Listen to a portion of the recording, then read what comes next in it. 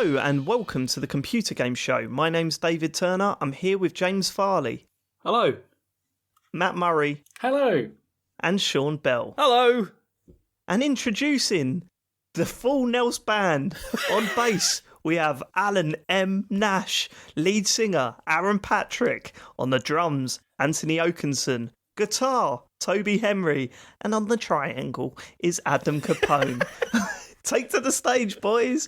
You're not here, but thanks for supporting us. You could support us on Patreon by going to patreon.com/TCGS. There are various different tiers there. Or maybe you want something for your money. Well, we've got a shop, haven't we, Matt? We got a shop. Buy your T-shirts, get some T-shirts, and we get a little cut of that cloth. All right, not literally. We get some money. That's not just. Is that our phrase? Cut of the cloth. No, you can be cut from the same cloth as something else. That's a thing. Okay, we get some money, so please buy T-shirts. Because the Res show is coming up. How many weeks now, Matt? Like 6 weeks. 6 weeks away. Probably more than that, but look, we haven't really properly checked. Matt didn't sound confident. No, so 28th, so it is 6 weeks, yeah. Right, 6 weeks away. Right, get them in now, so they're all fresh. Remember to iron them before the event. Okay, cool. Right, should we get some feedback from last week's show? Let's do it. Speaking of the live show, Bantu Braystar, if your live show doesn't feature Dave dressed up as Luigi singing Licky Boom Boom, while Sean and Matt yo-yo with James breakdancing in between them, then what's the point? Like the idea, don't think it should be at the same time of the yo-yo. I don't want to take the attention away from the yo-yos, and that is what I'm afraid. My singing would be so good that I would take the attention away from the yo-yo. The yo-yos need room to breathe. Okay, I don't mind doing it as an opener. No, I think all at the same time. It'd be like some 90s music video. No, there's too much going on. There's too much. Not only that, someone's got to G the crowd up while you're yo-yoing. We can't just have you just standing there yo-yoing. We've got to have someone go, come on, let's go. I'm not doing that. I'm not doing that. Have you, I know you're not doing that. Trust me, James, no one is expecting you to do that. Right, that's my job. Matt, have you got your yo-yo now, yeah? Yeah, I had it last week. Have you had a go with it? I had the same go I had last week. Okay. Because so after we talked about doing this, I was like, right, what, like, because obviously, when you're just practicing by yourself, you mess up all the time, and you just think, well, whatever, who cares? But then I was like, right, what if I'm just going to start messing around with the yo-yo now, and let's see how long I can go without fucking up, and literally, like, 3 seconds. Okay, well, I was it's not thinking... about that, though. It's just like, Oh, absolutely, it'd be funny. A minute is maybe too long. Maybe we'd reduce it to 30 seconds. If we're actually going to do it, maybe 30 seconds. But I kind of like the idea of an opening of me dressed as Luigi singing Licky Boom Boom Down. I mean, I could sing a Licky Boom Boom Down. I could do that. So that's a possibility. We'll do you know all the lyrics from that? Or we have to have like some... Do you need to? I mean, we haven't even been using the right name for the song, so it doesn't bode well. Yeah, I mean, Informer, some sound of them, Licky Boom Boom Down. Thank you. Licky Boom Boom Down. Yeah, I know the lyrics, boy. Don't you worry about that. I got you covered. Luigi. Just to be clear, a Licky Boom Boom Down, is that a sex thing? Or is it... I have no idea what those words mean. I don't know. Yes, it's a sex thing, Sean. It is a sex thing. Right, okay, thank you. 34 years old, guys. Let's go. We all know what Sean's going to be doing this weekend. Licking some boom booms down. walking the dog. Rob Dad actually had a suggestion. Maybe we could all learn the yo-yo, and whoever does the best 1 minute trick set gets the loudest cheer, maybe. Could have some great rows. This is classic listener interaction, isn't it? I mean, do you remember when we were doing the Trackmania thing, or if we do Mario Maker where we're challenging each other to levels, the listeners get involved, and I did it in half the time of you, and you're like, okay, mate, but it's not about you. It's not about you. Don't bring your yo-yos, is what I'm saying. All right, we will tell security to check people for yo-yos. I think it just means the four of us, right?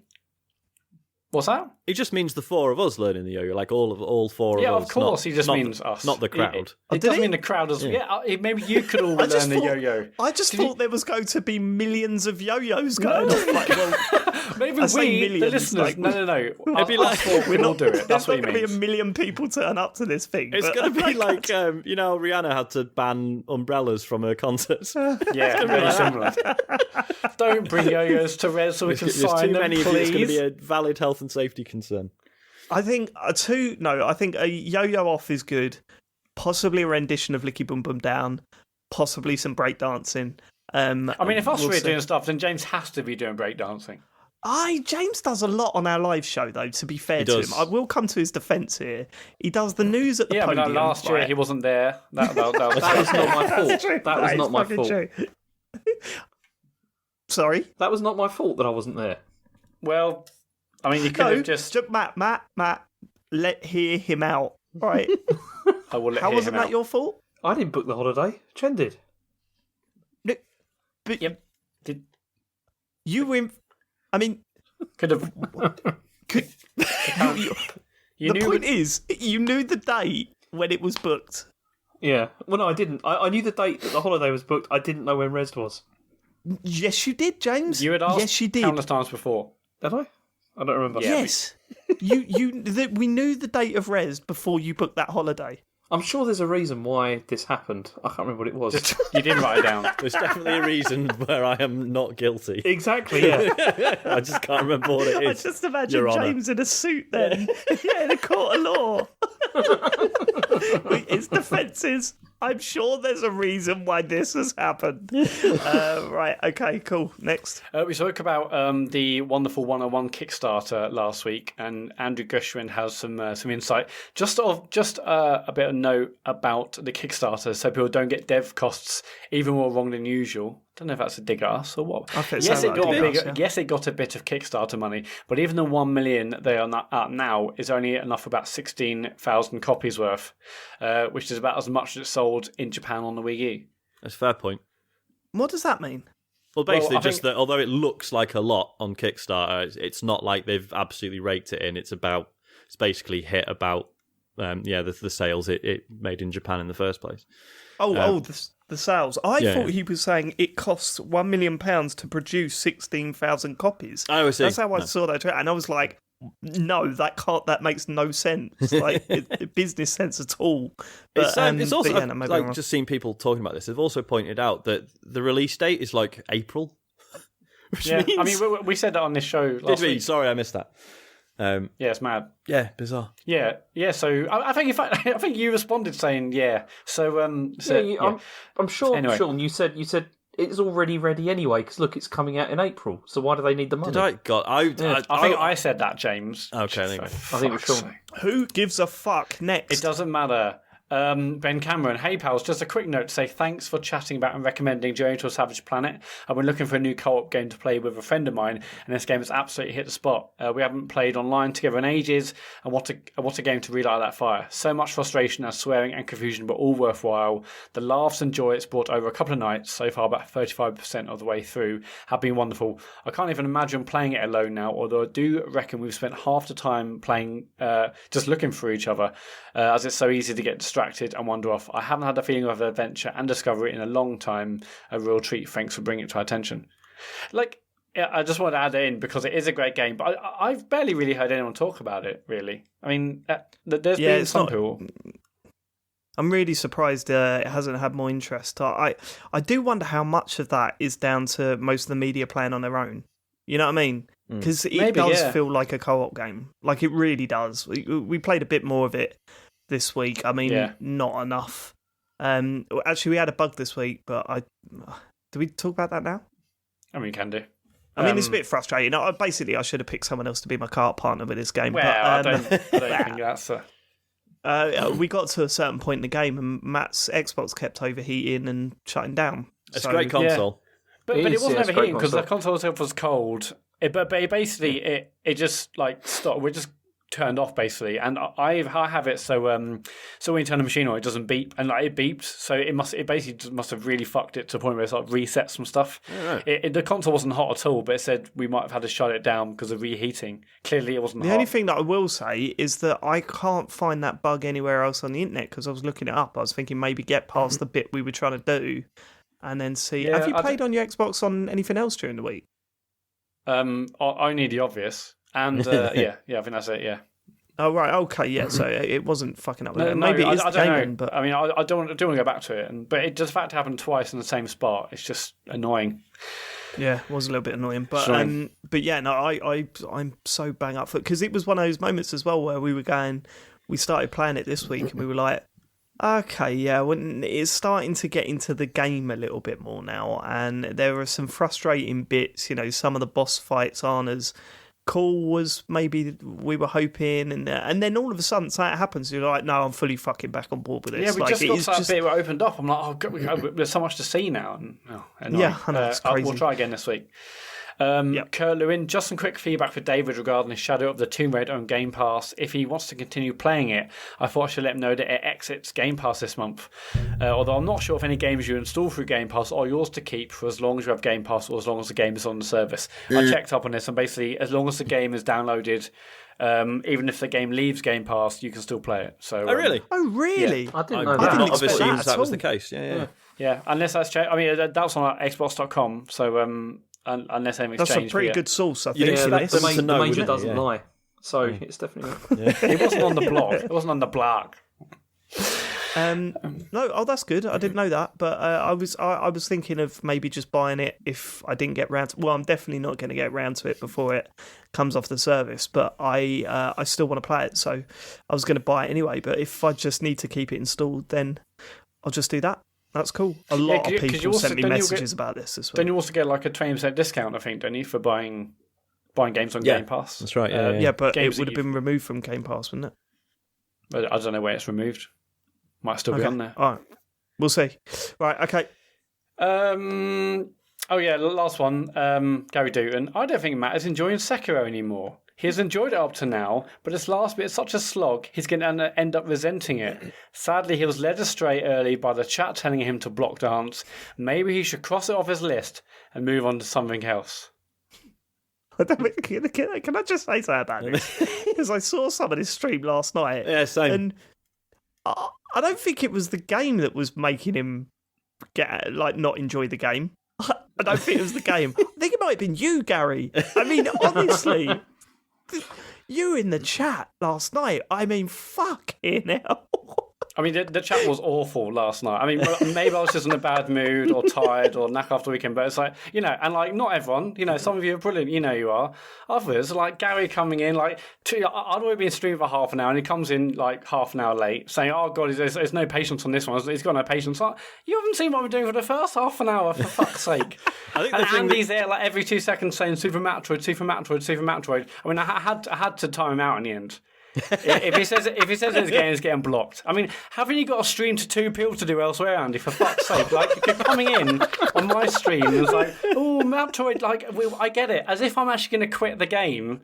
As if I'm going to quit and just like, oh, you know what, Andy? Great point. I will play Super Metroid. No, I'm obviously not going to do that. And he's like, oh, what's your game plan if you're still doing it in a month? Well, I'm still going to be playing this game in a month, then aren't I? Again, I'm not going to quit. Everyone's like, oh, just cheese it. I'm not going to fucking cheese it either. Like, do you think how bad I'm going to feel if I cheese it? I know I'm capable of doing it. I'll just keep at it. Like, I have been enjoying Sekiro. All lots of frustration with Genichiro and stuff. I'm still enjoying it.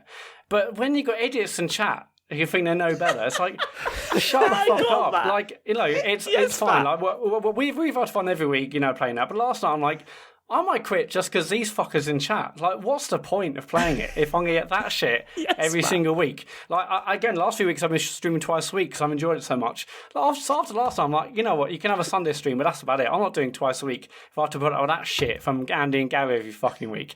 It's not happening. It's not happening. It's annoying as hell. My favourite moment last night was when you were in the middle of a boss and Gary was kicking off about you not listening to his advice. So you paused the game and said, okay, Gary, what's your advice? And it was like, when the red symbol comes up, then press the button. It was like, brilliant advice. Yeah, cool. Everyone else in the chat was like, Gary, that's not good advice, actually. That's not helpful. Yeah, just like people coming in, like we get it. Some of you have finished the game, brilliant. I haven't. I'm playing it, and I have been enjoying it. Even when smashing my head up against the wall, and people saying you're never gonna do it. You're doing it wrong. You haven't learned the game properly. You're never gonna do it. Well, I will do it. You see, this is, and I'll take my time. This is why I didn't buy Sekiro, and I don't think I'm interested in From Software games anymore, because it's just turned into such a fucking dick swinging contest. I just can't be fucking bothered. And the other thing with the chat as well was like, when you're in the middle of a boss fight and people in the chat going, heal, heal, heal. And it's like, if Matt has looked at your message and read it, he's already dead. Like, there's no way that you can play that and read the chat at the same time. Saying, well, you're not reading our advice, are you? Not because I'm playing the game. Yeah. Like, what do you make it? Pause, look. I mean, look, it's one of those situations. It was like the yo-yo training videos that Sean was talking about last week, where it's like the advice is beat the boss. Do you know what I mean? Get your hits in. And then avoid his attacks. I know. I know. It's not the idea that's doing me; it's the execution. Like, the worst. I'm still enjoying the game, but I'm not enjoying it when you have people like that in chat. It's like, Matt, do you want my advice? Do you want my advice? Get stricter with a chat. Like, seriously, get stricter with it. Just start banning people, timeouts, the lot. I want to see like Matt. I want to see Mad Matt. You know what I mean? Where you just go around banning people and that. I'd love to see that. Can I start doing that for my ones as well? Yeah. I mean, you can. You just got to take the headset off first, and then it's real awkward. Yeah, you just can't ban me. You can't ban your own channel from your own chat, can you? That's what, because you just log in as the computer game show, don't you? Whereas... Oh, yeah. Can you not get us banned from our own channel, Dave? That might cause issues. Imagine if it just closed the account, just creates like some weird bug, like a terminal loop in the program. Yeah. I actually watched James stream with my wife on Friday night, and we were both just wearing ourselves. It's just, your stream's unbelievable. I genuinely spat beer out over my keyboard. Like, people say, you have that things in films and stuff where people hear something and they spit a drink out. It actually happened. I mean, again, it's just someone probably repeating something over and over in chat, but it was hilarious on Friday. Matt, the funny thing was that Jo she was went out for a meal Friday night, and she come in and she said, "What are you watching?" I had my headphones in, and I took my headphones out and I said, "Oh, James is streaming this game and everyone loves it because you get to wind him up in the chat, but also he just like is freaking out about how bad this game is and problems." And then she went, "Oh, let me watch a bit." And I took the headphones out, and just as I took the headphones out the speakers blast, "I don't know what to fucking do. I don't know what to do." Yeah, it was absolutely incredible. I mean, how did you feel after that, James? I felt very, very, very fed up after that. I took that. I was really sick of it by that point, and I had a big headache, obviously, because of the VR sort of stuff, and it was just horrible. I felt, and what annoyed me, because I just thought I've made zero progress with this. This cannot be fun for anybody watching because it's just frustrating. Couldn't be further from the truth. You are completely wrong. Because it was so frustrating. I mean, turning that body over was the... Oh, yeah, James, I was the one that said turn the body over, because after a while I was like, okay, what is the actual solution for this? So I was watching a YouTube walkthrough to see what you had to do, and I was like, just turn the body over. So what did you actually... Because you were stuck 45 minutes, you basically couldn't press a button. What exactly happened? Because what happens... No, Matt, because you said that, but we'd already been telling him for about 20 minutes that that's what he needed to do, but he didn't believe us, so he didn't do it. He thought, "You're just winding me up." And we go, "No, check the pockets. You're just winding me up." Pockets, because no one said turn the body over. Yeah, exactly. Everyone just kept on saying, "Check the pockets." It's like, well, there aren't any pockets. You can't see them. And then you were like, "Okay, turn the body over." But then I tried to turn the body over, and it wouldn't. Like, nothing happened. Like, loads of times, it was really irritating. When you did do it, what happened? Well, he rolled over, didn't he? No. I mean, how did you get it to work? Is what I'm saying. Well, okay. So you have to push like the interact button, but then you have to like keep on like moving your hand like several times for it to actually do it. Like, it's not in one fluid motion. That makes no sense. So it wasn't a bug. No. Okay. Right. Are you streaming again this week, James? No, it's Valentine's Day, isn't it? I'm doing something. Right. Okay. All right. Doing something. Some unspecified activity. It's a bit rude. A licky boom boom down. Right. Okay. Let's go next. That's it for feedback. If you want to leave feedback, unless your name's like Gary or Andy, it's at Computer Game Pod on Twitter, or you can email podcast@computergameshow.com. What can they do with their feedback if they've got some, Matt? Shove up their ass? Don't know. Yeah. Right. Okay. This has been my favourite. Let's get on to the news then. God. Let's get on to the news. Come, James. Okay, so there has been news because there was stuff that happens. Thank God. No, there was stuff that happened like at the end. Like, have we just finished recording last week again? I can't remember. Yeah, but it was like half an hour after we finished recording, I think, wasn't it? This came out. Yeah, so Dan Houser is leaving Rockstar in March. Woo! So that's seems like a bigger loss than most of these stories when they come out, doesn't it? Yeah, Because he's such a huge name at that place.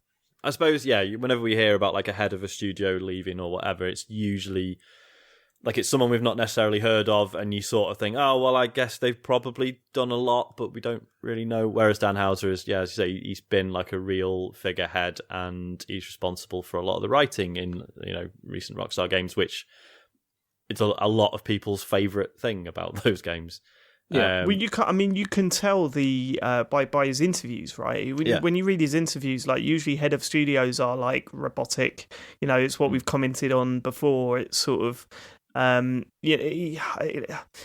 like what do you call it? Like sound bites and stuff like that. Yeah. Whereas with him, he just seemed so engrossed in the project that he was actually just speaking about it like he knew it like the back of his hand. Yeah, and that's really noticeable in interviews.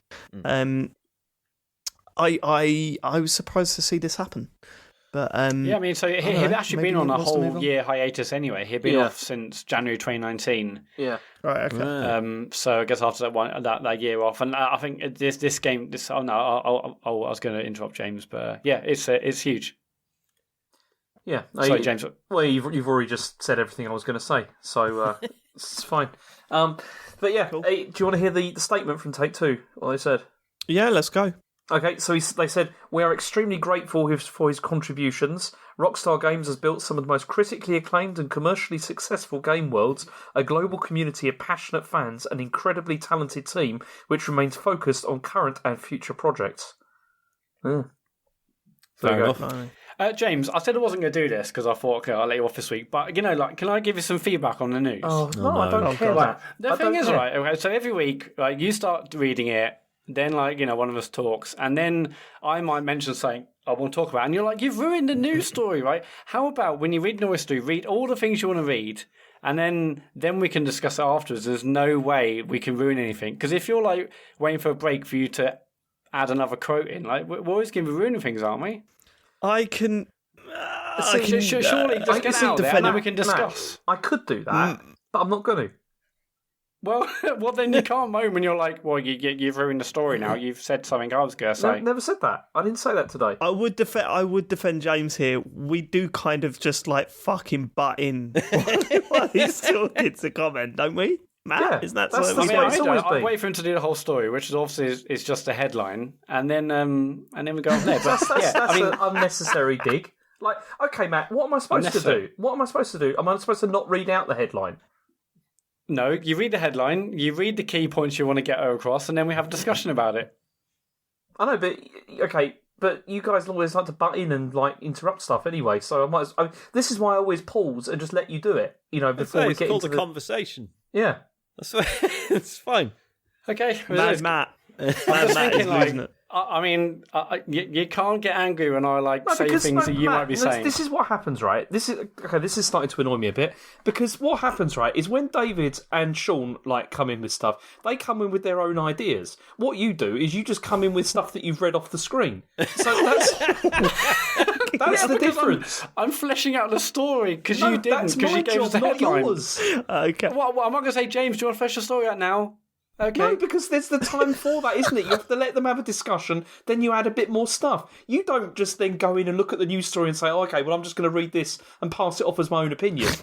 Well, no, I'm not. Often I've heard about it in the week and I'm just giving more context to the story. You're like, here's a headline. Oh, Matt, I can't believe you spoke about a story that I didn't It's funny how that context is properly. like word for word whatever Eurogamer have just said. No, I'm not on that website. I'm on GameIndustry.biz. Considering the feedback we've just had, the little friendly bit of feedback we've just had. Constructive. Let's see. Constructive's the word I'm looking for, Matt. Thank you. Let's see how this news story goes. Go on. So what am I going to do? Am I going to read all of my notes first? No, and then you you respond? just carry on as you always have, mate. It's fine. Yeah. Right. You go for it, So- champ. Fuck off. Anyway, so Phil Spencer has said that he sees Google and Amazon as Xbox's main competitors. So this is because he was speaking with Protocol, which is some new tech publication or whatever, and he said that PlayStation and Nintendo are no longer what he considers to be Xbox's main competitors. And this is because they don't have the large high-end sort of cloud infrastructure that Microsoft's got. Mm. Do you want to hear a quote? Is this like saying, well, no, I wasn't going to beat up that kid. I was going to beat up this kid, and he's like the little skinny guy in the corner. Is that you know what I mean? It's come on. No, I mean, jokes aside, this is what we've been talking about for the past year now, really, since Microsoft. I think it was probably E3 last year when they really went into their xCloud stuff and their plans. We were kind of saying, oh, right, they don't give a shit where you're playing your Xbox games and with what. They just want you playing Xbox games. They just want you to buy into their service. It's not even that. They just want you using Azure.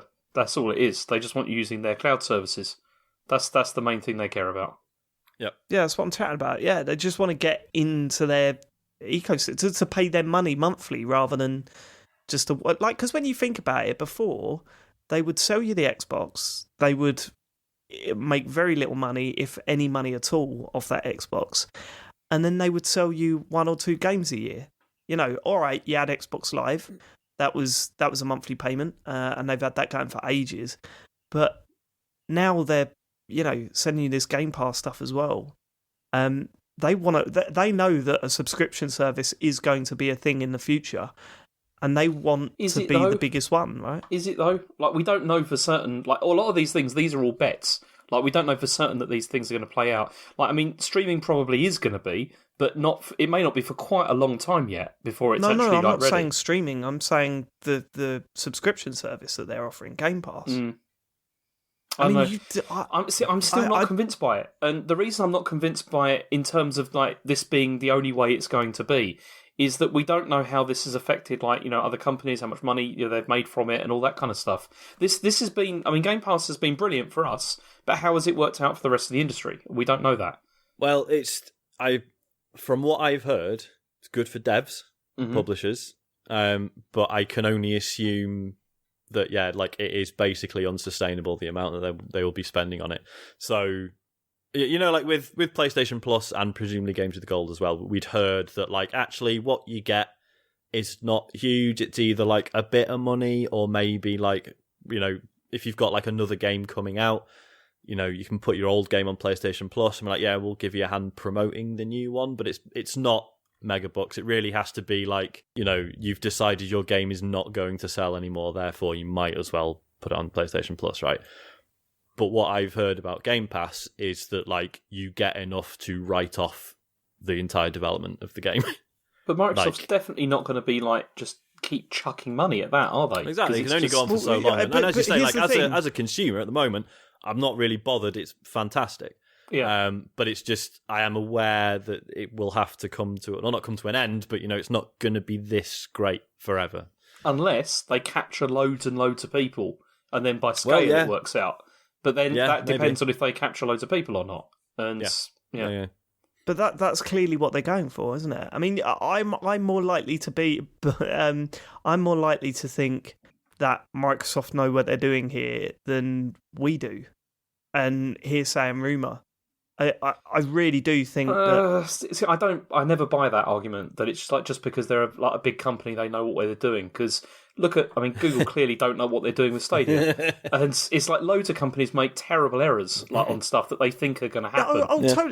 Totally. But there must be a reason. Like to say that they're running that this isn't sustainable. I don't know how you can come to that conclusion. Yeah, I mean, without... we know nothing about the metrics and the finances. They obviously know that, and I think it would just be like just do as much as you can, 5 years, and then see where you are at the end of that. Like they know what they're doing. Like and they got the money to make big bets, whereas other companies don't have the money to even speculate. Well, that's it, and it's all a gamble, isn't it? I mean, most of business is a gamble, but also I think. This argument though here, I mean, he's talking about the main rivals being Amazon and Google. What he means by that is he's not talking about like the game side of things. He's talking about the web services side of things, and like whether they're like they're the main competitor in that space. And I'm not sure that's even true. Like that these are what I mean by that, right? Is obviously they're the main competitors in terms of like offering like cloud services, but in terms of gaming, they're absolutely not. And the thing is that if you look at, like, for example, PlayStation, they're actually, they're doing their service is going to be on like supplied by Azure, like in the future, like from Microsoft. That means that PlayStation can still like own gaming, if you see what I mean, even if it's running off Microsoft servers. That doesn't necessarily mean that Microsoft, that Xbox is going to do it significantly better than PlayStation. If you see what I mean. It's just where you put the head start, isn't it? One of these companies has got a head start, but it hasn't. Microsoft... That's the whole point. It hasn't. They haven't got a head start. Because they've already sold the service to Sony, so that Sony can do exactly the same thing if they want to as well. No. What I'm saying is that, I mean, I don't know the figures, but I would assume that Game Pass has a hell of a lot more subscribers than PlayStation Now. I'd be surprised if that's true, because if you look at how really, yeah, definitely, if you've got 110 million whatever it is, 104 million like PS4 owners, right? How many of those are going to be? Yeah, even if it's only a small percentage of those have got PlayStation Now, that's still a lot more than whatever Microsoft have got of like 40 million Xboxes. I don't know. Yeah, but it's not just Xboxes though, is it? What do you mean? Well, you mean it's like on PC as well? PC as well. It's on PC as well. Maybe. Yeah. So what I'm saying is that Microsoft are clearly laying the groundwork for this stuff, and Sony don't seem to be doing as much promoting, as much because they don't need to. I don't know, but PlayStation Now hasn't got that name. It hasn't got. It's not being spoken about. But also, right? as much as Game Pass is. But that's what I'm saying. It's where the head start is. The head start is either going to be in Microsoft laying all this foundation work down, or Sony having the foundation of an incredibly successful console in the PlayStation 4, and how that carries over to the next, say, 5 to 10 years. It's fascinating. No one can call it. No. I mean, as confident as I am that Microsoft are doing the right things, who the fuck knows? No one knows. See, I think Microsoft are doing the right things, but I think that Sony could quite easily, now that they've done that deal with Microsoft as well, spin up their own version of Game Pass just like that. It'd be very easy for them to do so. But they're presumably they're paying a massive fee to Microsoft to even make that happen, though, right? To use the service. Are you confusing Game Pass and xCloud? What do you mean? Well, you're talking about them bringing that service in using Microsoft servers, but that's specifically for their streaming stuff. Whereas Game Pass isn't streaming stuff. No, okay. Forget about the streaming stuff, but also in terms of like Game Pass, in terms of that, in terms of using something like that, they could easily spin something like that up if they wanted to, because it's all there. Like you can already do that. But they haven't done, and when it's too late. Because they don't need to. Because they don't need to at the moment, do they? Because people are still paying. I know. They don't need to right now. Yeah.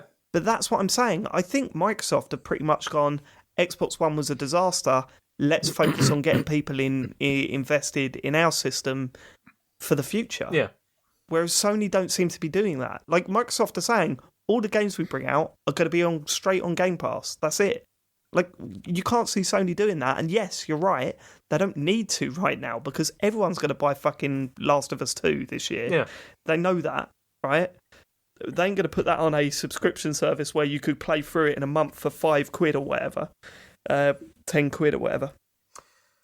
But then with Microsoft trying to hoover up as many people into this subscription service, is that going to pay off in the next 4 or 5 years?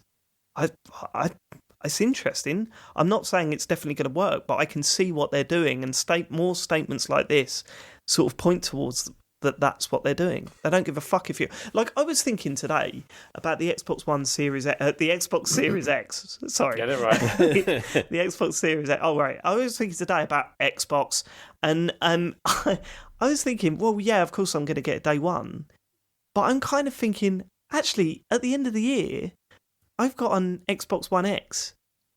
What are the advantages about upgrading to the new console? Yeah, well, this is what we talked about the other week. It's like exactly, but the point is, I'm still going to be playing with all my mates who do upgrade. I assume they're not going to gate them off from Xbox One X or even Xbox One players, are they? No, definitely not. No. So it's kind of one of those things of that. It's more about the service than it is the consoles, the hardware. And Microsoft, we've been saying it for ages, Microsoft are pushing in that direction. Sony aren't currently. Next gen's going to be fucking fascinating. I'm really interested to see where it goes. But what do you think about this thing, though, like saying that their competitors are Amazon and Google rather than Nintendo and Sony? Well, that's what I'm saying. It's not so much necessarily is he right or wrong. It's more of an indication in where their priorities lie. And it isn't who's going to sell more consoles next gen. It's how many people are going to be on our service. Yeah, and it's just a completely different way of looking at it. You know, taking some words from the report, James. Basically, they said, they said, I don't want to be in a fight over format wars while those guys, Amazon and Google, are focusing on how to get gaming to 7 billion people around the world. And ultimately, that's the goal. Bullshit, though, isn't it? That's such bollocks. No, but what they're saying is Amazon and Google are trying to speak to so many more people than just the gaming audience, and that's where Microsoft want to be. That's why they see their competitors of as Amazon and Google, because they're the ones that are trying to actually increase the size of the audience and talk to those people and break down barriers and make it easy to play games on a device. And so I can see why you'd think that. Whereas he thinks obviously people like Nintendo and Sony are focusing on the core gaming market, and yes, things like Wii and other things like that have increased the size of the gaming market. But if they look outside gaming, look at what things, the things that Amazon and Google might be doing, then I can see why he would think that they'll be the competitors. It makes total sense. Here's a question, because you've asked us lots of questions about what we think about this, James. What do you think about this? Well, I see. Okay, I think he's right in terms of it being about if you're looking at this in terms of cloud services, but I don't think it's true in respect to gaming though, because the thing is you can have the most used web platforms or whatever, but that doesn't necessarily mean that you're the number one in terms of content delivery. So I was reading on Games Industry, they were talking about this, where they were saying if you look at Netflix doesn't own where all the content is stored, but they are still the storefront for all of that, for that stuff that you get through. It's the same way that it could be with PlayStation, whereby they're running all this stuff maybe off Microsoft servers, but they're still the place where everyone's going to get it. If you see what I mean. But again, I see. I don't see Game Pass and xCloud as. It's. I don't know. It's weird. I do see it as one thing, because I do think they're going to treat it as one thing. I mean, certainly the indications are saying if you've got Game Pass, you can play it on xCloud, right? Mm-hmm. Those games that you once you've subscribed. I just kind of think that so I don't think people are buying into xCloud. I think people are buying into Game Pass, and that is where this whole idea of we don't give a fuck where you're playing your games, how you're playing your games. Yeah, we'll provide consoles if you want to play them on consoles. We will provide the service on PCs if you want to play them on PCs. But we've also got this xCloud thing where you can play it on your fucking phone if you want. It's the industry's changing. It feels like Microsoft are preparing for that change, and so might Sony be, but we haven't seen that yet. But Microsoft's yeah, I mean, we're going to have this in a few years' time. There'll be like figures from these sorts of like financial reports where it will say, like, for instance, like Microsoft have, 50 million Game Pass subscribers and they've sold 20 million consoles. And people say, well, how is that the case? And it's because they're trying to reach other markets. People who think, oh, I haven't got an Xbox, but Game Pass looks good, and I've got an iPad. That's what they're going to want. They're going to want basically massive numbers from their services, and if they sell consoles, great, but it's all about numbers of people and services. Yeah, I think the big sorry, just quickly, I think the big step forward is going to be when smart TVs just have these installed on them. Yeah, you know what I mean? Yeah, massively. Where they're directly there, the app's there. Boom, you boot you. Oh, I want to play the new Halo or whatever. I don't play games that much. I want to play the new Halo. I'm not going out and buying a console for it. There's an Xbox app on my TV. I'll just download and play it like that. But again, Sony have already done that, haven't they? Like they did that with PlayStation Now on like Sony TVs. I've tried to, but their offering hasn't been as... Exactly, it's not there at that point. That doesn't mean it won't be in the future, if you see what I mean. No, yeah, I do. But when you see movements being made already by Microsoft, it's... I don't know. Who knows? It's all guesswork. Yeah, it is all guesswork. But I do kind of, I can totally see what James is saying, because fundamentally Sony will be using Microsoft's service, and maybe it's not all the bells and whistles, but they are being sold a service which will allow them to deliver cloud gaming of some variety. And it's not going to take a lot for them. So yeah, always PlayStation games are on here, and they've obviously got many more customers currently in gaming, because they've sold 100 million consoles versus Microsoft's 40 or 50. So it's not going to take a lot for them to say, yeah, bang, look at the service, and everyone's like, oh my god, it's incredible. It's not going to take a lot for them to do that. They've just got to turn on a few things. They got the back end from Microsoft. Also, this whole thing about opening up like new markets and all that kind of thing, 7 billion players and all that kind of thing, I still am really sceptical about that, as to whether that's. I mean, obviously they are going to increase the numbers somewhat, but it's not. I don't think it's going to be this like massive goldmine that they think it is. Like, I really don't. 7 billion is a big number, think it's potential. When they're saying 7 billion... I don't think the barrier to entry at the moment is that high. Like, in terms of, okay, if you want to play, like, Xbox games or whatever, you pay, like 150 quid or whatever, and you can buy an Xbox One S, like, and then you can play games with Game Pass or whatever. I just don't... I don't know. I don't know, man, because, like, I don't know if you guys have ever experienced this, but, like when TVs or cable set-top boxes and stuff started to have games on them, and they were shit.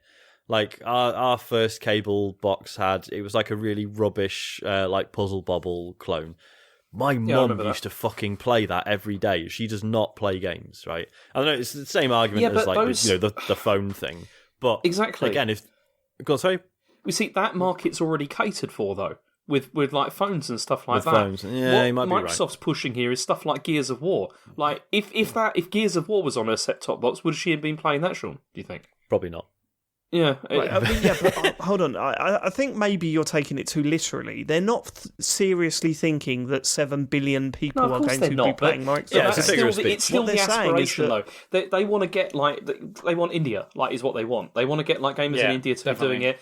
China, they're not going to get in there because of various reasons. That's not going to happen. But that's the idea. Is they want those markets that they haven't got at the moment, because they think that there's a barrier to entry, and they think that the barrier to entry is buying a console or something like that. And I just don't think that's the case, because people buy PCs and they play PC games in those markets if they really want to play.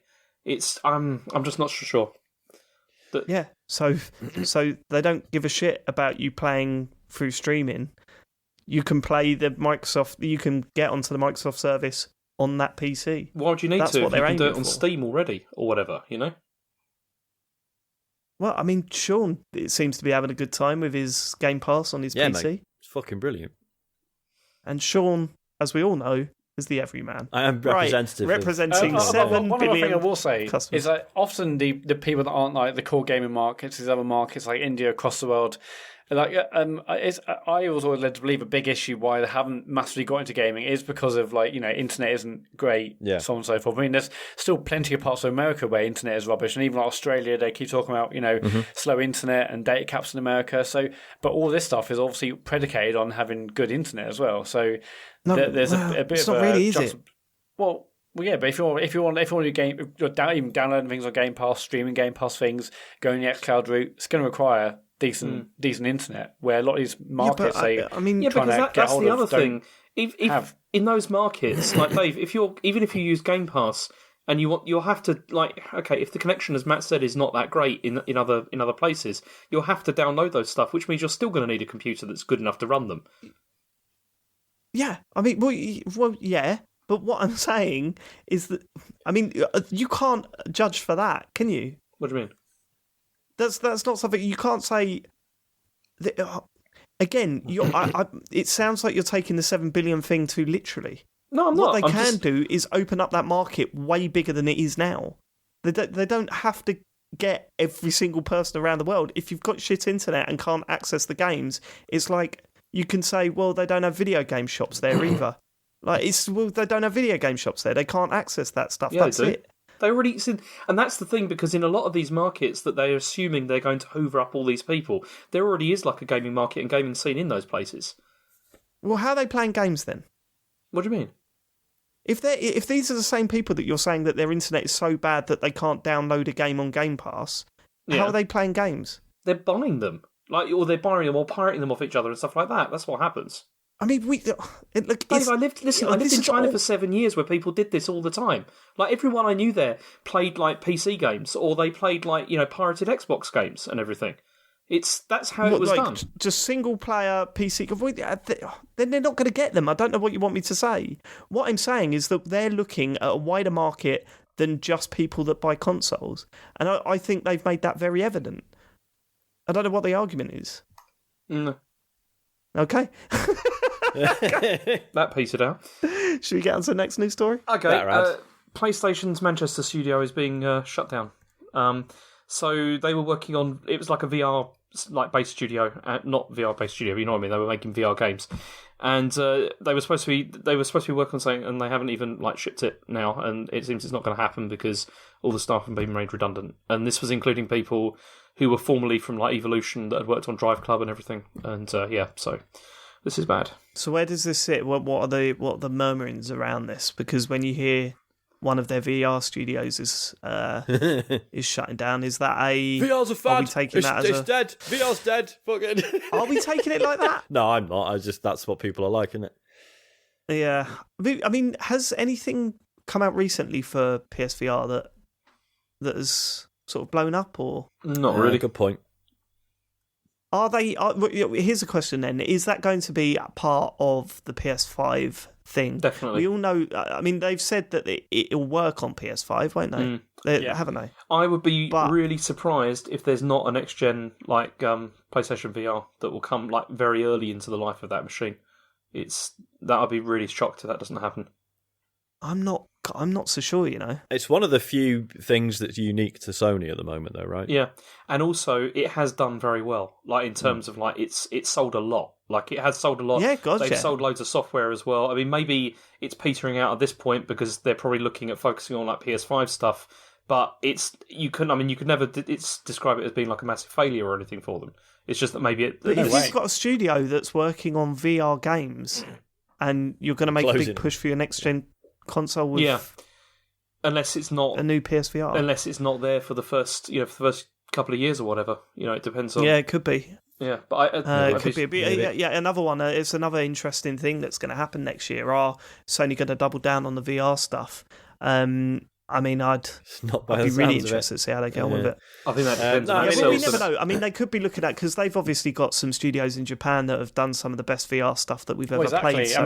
The news came out last week about the guy who's the director of Astrobot now is made head of Sony Japan. Yeah. So that obviously is good news. And if the person who is directed one of the most beloved PSVR games, that's exciting for the future, I think, in terms of that studio at least. Yeah, we'll have to see. It's an interesting one. As a local boy living in the Northwest, obviously it's a bit gutting for me that's Sony Liverpool basically went. I think they still technically existed, but they just support other teams and stuff. Mm-hmm. Then obviously Evolution went, and now this is just a bit gutting, but shit. Yeah, sorry. If anyone listens to this has been affected, then that sucks. We 100%. Hope that you find work soon. Best of luck. Speaking of gutting, there's been an Anthem update. Do you want to hear? Okay, yeah. Always. Okay. What a segue. Always want an Anthem update.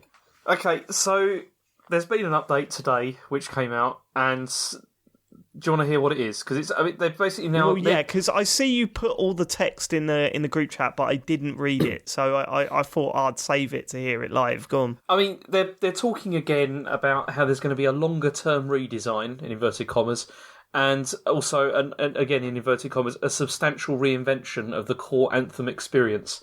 And so they've said here, over the last year, the team has worked hard to improve stability, performance, and general quality of life while delivering 3 seasons of new content and features. We have also heard your feedback that Anthem needs a more satisfying loot experience, better long-term progression, and a more fulfilling endgame. So, like, all of it, really. We recognise that there's still more fundamental work to be done to bring out the full potential of the experience, and it will require a more substantial reinvention than an update or expansion. And and he goes on to say, creating new worlds is central to our studio's mission, but it's not easy. Sometimes we get it right, sometimes we miss. What keeps us going is the support from players like you. I mean, he says like players like you. It's like he's talking to one person, which I was going to say, it's like, Yeah, no, I was about to say, yeah, all that's 3 not of you. that, your Players feedback, like you, Brian. your feedback gives us guidance on how we can improve, and your passion inspires us with the courage to create. I look forward to working together with your involvement and feedback towards the best possible future for Anthem. God, this is like the vote of confidence that like a football manager gets. You know, for me, I think it's terrible. I mean, there was also that other story about how they've still got the Christmas decorations up in the game as well, which is amazing. But I mean, at this point, what is the point of this? I don't understand. The thing is, right? Like, I still want to see like good Anthem, right? I want that to exist. That's what the sequel should be called. Yeah, that game does exist. The update. But like, you know, when we were playing it, and you know, we were saying like, in a year it could be unrecognizable. Like we're there now. It's been a year, and they're still like, yes, we need to completely rebuild it, don't we? It's like, come on, man. Because how long was it between Destiny 1 and Taken King? Was that 1 year? It was, yeah. It was 1 year, yeah. So I'm not, you know, I don't want him one of those guys, just fucking fix it and upload the new version and it'll work. But we've seen it done before. Yeah, but Taken King was like a massive improvement. This is a rebuild. I guess, yeah, Taken King was building on a more solid foundation than Destiny Anthem had players. had, It was a good game. There was some like issues with it, and then they changed so much, improved so much with Taken King. This is like there's nothing. It's that they need to start again. Yeah, because even like even the world is boring. They can't even look at it. It's like, well, we've made all these assets. We've just got to put them together in a way that's fun. It's like, no, I don't want to explore that planet or anything. I just. Did any of you guys have a bet that this game would be dead in a year? No, I don't think we had an actual bet. Obviously, we all had different. We had conversations, didn't we? Especially because you, Matt, you thought that they were never going to abandon it and all that. There was that, which they haven't. You've been right about that so far. Which I haven't. Yeah. But yeah, I do share James's. Sorry, Dave. I do share James's cynicism. Like, who's this for now? At this point, who's left? Well, it's just communicating to the audience. Like, they don't have to, but they're like, here's what we're doing. So say they do fix it, and it's like, well, how's it going to work? Can I just go and get a copy from the bargain bin for £3, and that's me into all the cool new stuff? Or are they going to try and sell it again? I mean, it's too far gone. That's what I do with No Man's Sky. And arguably, there's probably thousands of copies of No Man's Sky and CEX that people picked up cheap when the new big expansions came out. Yeah. It'll be the same thing. And you know, Anthem's totally rebuilt. It's amazing. Buy it cheap, or you may have already got it. But if you want this big new DLC that's coming in 2 months' time, blah blah blah, and that's what they'll do. They'll have a roadmap and seasons like they've said they're stopped doing now because either people aren't bothered or they've got bigger things to fix. But yeah, I don't think there'd be that being an issue at all because that's exactly what happened with No Man's Sky. I think that one thing I did pick up on last week's show, Matt, you voted this as the worst game you played last year, right? Well, yeah, I mean, yeah. But you didn't play it. I played the alpha. Yeah, I mean, I didn't play any bad games. That was the first thing that came to mind. So what you're saying is you laid. you were laying. Next news story. I I wasn't lying. I didn't play any bad games, so that was the first thing that came to mind. Anyway, I'm still excited to see this game. I want this game to have the arc that No Man's Sky had, because who doesn't want that to? Everyone surely wants every game to be successful. Everyone wants it to come out and be fucking incredible, but it's so fingers crossed. It would be the biggest turnaround in gaming history if they manage to do it. That's never going to happen. It would be the most incredible story. Because, as you say, we all want that. Yeah, totally. But as you say, not only have they got to get over the hurdle of fixing the game, they've also got to get over the hurdle of trying to get people interested again, and that's going to be just as hard, if not harder, than fixing the game. And if anyone that's working on that is listening, they're probably extremely angry with me for saying that. But yeah, that's the way I see it. Do you think this is a harder job than Hello Games had with No Man's Sky? Definitely. Yes. Yeah, 100%. Yeah, because this is like worse. Well, I mean, like that for like a bigger bang. Okay, so No Man's Sky, I think more hype than this game, and it was a way bigger bang at the beginning, and it had people like Shuei Yoshida saying like, basically essentially throwing him under the bus, all sorts of stuff. There was like some excitement for this, and it just petered out to nothing really. But arguably, I think it was a big jump for No Man's Sky because it's such a high profile. This is the future. I suppose game. Plus, it was a smaller team who were so unprepared for the attention and the people's imaginations running away with them about what. So there was a lot more people defending that game when it came out. Exactly, than there was True. Anthem. Because this game, okay, it's BioWare, but it's also EA, and people. I don't think people are that bothered if this fails in the same way. Like it hasn't got the same sort of like you said. There were a lot of people that would support No Man's Sky and that wanted it to succeed. I don't think there's that many people that care about this game. I really don't, and mostly also because it's EA, and it was at least No Man's Sky was a vision of some sort, whereas this is like, can we have a Destiny, please? Like this was Bungie's vision. Yeah. Yeah. All right, okay. That's enough ragging on Anthem. I feel like, what's it, that thing from The Simpsons, that image from The Simpsons is cropping up. Let's go. I'm hoping and praying in a year's time this is like, we're all playing it and it's back to... We said this a year ago. I'll say it again.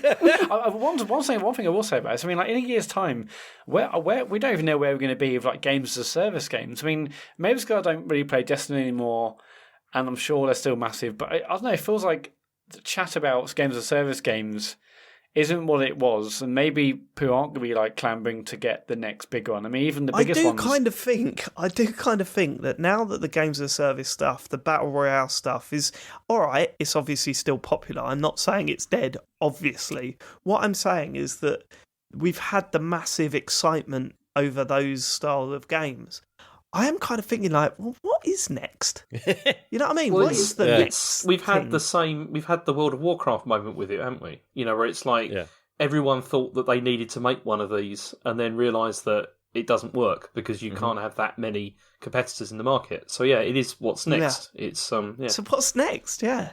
It's crazy. Yeah, so in a year's time, if this thing's even fixed, like, even if it was great, will there even be a massive audience for this style of game in a year's time? No, because we'd all be moving. It'll be the next fail. Next week, next year, we'll be going, have you played the new Bobble Fix game? Oh, yeah. Oh, wow. Bobble Fix games are amazing. Have you heard that EA are bringing out Bobble Fix games? I can't wait. And the title of this show is going to be Bobble Fix. Right, let's go. James Farley. Okay, last story is that NVIDIA's GeForce Now is now out of beta, and it's ready to go. So, do you want to explain what GeForce Now is? Okay, so what it is it's kind of similar to Stadia in a sense, and it's been in development for 8 years, and the difference, though, between this and like PS Now and xCloud and stuff is that, well, not xCloud, because we don't know that completely yet, but with this you can access your existing PC games library like via Steam, Epic Games Store, Battle.net and all that kind of stuff, like through this service. So it's a streaming thing, but for stuff that you already own, so you don't have to buy them again. The first time I heard about this was I think it was at EGX, where they had those NVIDIA Shield things out, which were these controllers with a little fold open screen on top. and they stream just locally, right? You could just stream from your PC if you had your PC in a room or whatever. And I was really surprised by how well it worked. You know, I can't remember what game was in it. It was like Division or something. We were playing that. Oh yeah, I play as well, but I can't. It's one of the it's like 1950s aliens. They made like an RTS version of it as well later down the line. Right, okay. So we were playing that, and I was quite impressed with how well it ran. And that was the first time I heard about it. And then obviously Radio Silence for ages. And it's one of these services that, I mean, it felt like it was made just for me for a little bit, because when you told me what it was, so it's this streaming service where you play PC games at the highest settings, although it only supports 1080p for now. Yeah. It was like $5 a month, but for the first 3 months, if you sign up for the premium, you get 90 days free trial, right? Yeah.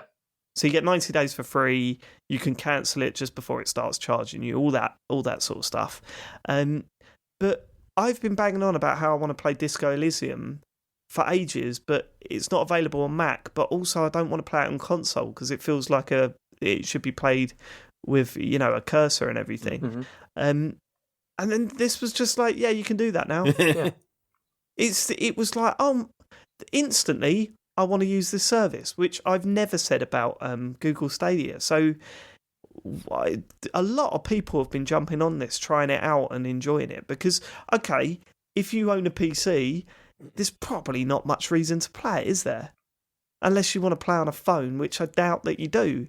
But the fact that there's people that don't play PC games because either their PC is not good enough to run these games, or you know, they've got a Mac or that's not compatible with a lot of games on Steam, they could just do this now. Yeah. It's pretty good. I mean, there are limitations, aren't there? Yeah, so not all games are supported, and like Capcom, EA, Konami, like Remedy, Rockstar, and Square Enix are not there yet. Like, because yeah, I mean, that's and I don't think they're going to be there because they seem a lot of those people seem like they're going to be bringing their own streaming stuff out. So yeah, totally get that. It's about, I mean, it's distribution agreements, like with I mean, although EA was on the beta for this apparently, and then withdrew, I think, for when it actually launched, which is a bit odd, but yeah. So I mean, what makes me laugh is that when I looked up the pages I was signing up to it, it said, you know, there are over 1,000 games available to. Was it 1,000 games that are on the service currently that you could use on it? And you just think, wow, Stadia's got 26. 20? Yeah. Yeah, I know. Yeah. It's bad, isn't it? So, I mean, at the moment, also, it syncs your save games and stuff as well. So if you are playing on PC, you can, like, you know, play stuff. Yeah, that's valid. Like, if I really wanted, you know, if there were PC games I really wanted to play on my phone or tablet away from home or whatever, and the fact that it syncs your saves, that's cool. Yeah. There's also a free version already available with... although... I mean, there are major limitations on that free one, isn't it? Sometimes you have to queue to play the game that you want to play, and you can only play for an hour at a time, right? Yeah. Right. And it's... I mean, $5 is not bad. I mean, for a month anyway of access. Although, apparently that is not the certain, like, you know, the price it's going to be, potentially. Once they make it quite clear that it's going to be bumped up. This is the trial price. What they call it, the founder's price or something. Okay. And at the moment, it supports Windows, like Mac OS, Shield TV, and Android phones, but no iOS yet, obviously. But they're building a like web RTC version for Chromebooks at the moment as well. So that probably is going to come at some point. And you do still need a reasonably good connection. But then it also depends on what you're trying to play. Because I mean, what Dave and I have been playing over the last week, like it doesn't really matter so much, I don't think. But I mean, it could be not. Well, I mean, right. Let's talk about the service then, because both you and I have been playing it. It's a bit clunky here and there. Yeah, I'm surprised. It's clunky in certain ways, but really good in others. So, hooking up your Steam collection is a bit of a ball ache, I think. Oh, really? Because have you got to add them individually, James? Yeah. So you have to. You open like the sort of the software, and then you just have to search for the game that you want to play. And then you add it in that, and then when you click on it, it then opens it, and then opens Steam, and then you have to install it. It's a bit weird, like the way that works. But then you can, after that, like install it as an icon or whatever, and then it bypasses them to go through. This is what's really surprising, is that now, once I've hooked up Disco Elysium to my GeForce Now, I can now just have a shortcut on my desktop of my Mac, and I double click that and it goes straight into the game, like it was on my Mac. It's really weird, and it works really well. So once you do that sort of like the initial setup, fiddly bit at the start, it's just there. Like I just double click it. It's just a fucking icon on my desktop now. And all right, there are the occasional glitches in audio. I found the audio more visual, where the glitches. Like, do you remember on Live? The most frustrating thing is when it had that sort of digital interference that you used to get with like old digital boxes for the telly, where you get these big patches of scrambled squares all over the screen every now and then. Right, there's none of that. The only thing that I've got is the occasional audio drop with a little symbol on the side saying your connection's dipping. But other than that, I'm using Wi-Fi. I'm doing it over Wi-Fi and everything. When you click on the icon, how long does it take? What's the time between you clicking the icon and you getting into the game or the game loading? It's pretty quick. Well, yeah, 30 seconds maybe. But that's the majority of that is the loading of the game itself. Rather than getting into the service. Connecting to the services. You load the service, a little bar goes across your screen as if something's loading, and then the game launches. It just takes a while for the game to load and get to the menu. And well, I suppose you're in the game at that point, so it doesn't really count. But yeah, probably 5 seconds.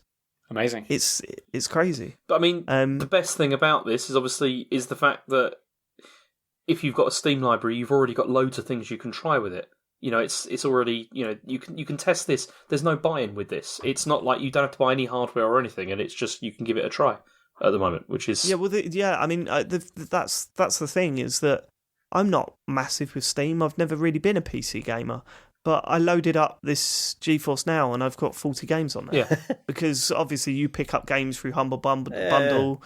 Everything that I bought for that works with the Mac obviously works for the PC as well. So it's that cross-purchase thing. Once you bought it on Steam, you bought it on Steam. That's it. Doesn't matter what you're playing on. So yeah, I had loads of games on there that I could try out. But it's also like Matt said, if you connect up like the Epic Game Store, you know, you've got those monthly games as well. You know, you can add to it if you wanted to. And so every month you just get a free game. So essentially you're getting free games and not even paying anything per month if you go for the free 1 hour session mode. Whatever. It's as I say, it's not going to be for everyone. There's a lot of people that play PC games on their PC and they're thinking, why would I ever want this? I don't want to play games on my telly, or if I did, I've got a whatever or that already set up. But for people like myself and James that don't play PC games, that occasionally a PC game comes out and I really want to play it, this is just perfect. Yeah. Because, all right, I'm experiencing the odd dropout or whatever, but at the same time, I don't have to go out and buy a really expensive PC. The only thing is that obviously the main game we've been playing on this thing is Disco Elysium, and you do not need that is not a fast-paced first-person shooter. No. You know, it's the little glitches in that and nothing. Yeah. It's not going to spoil your experience at all.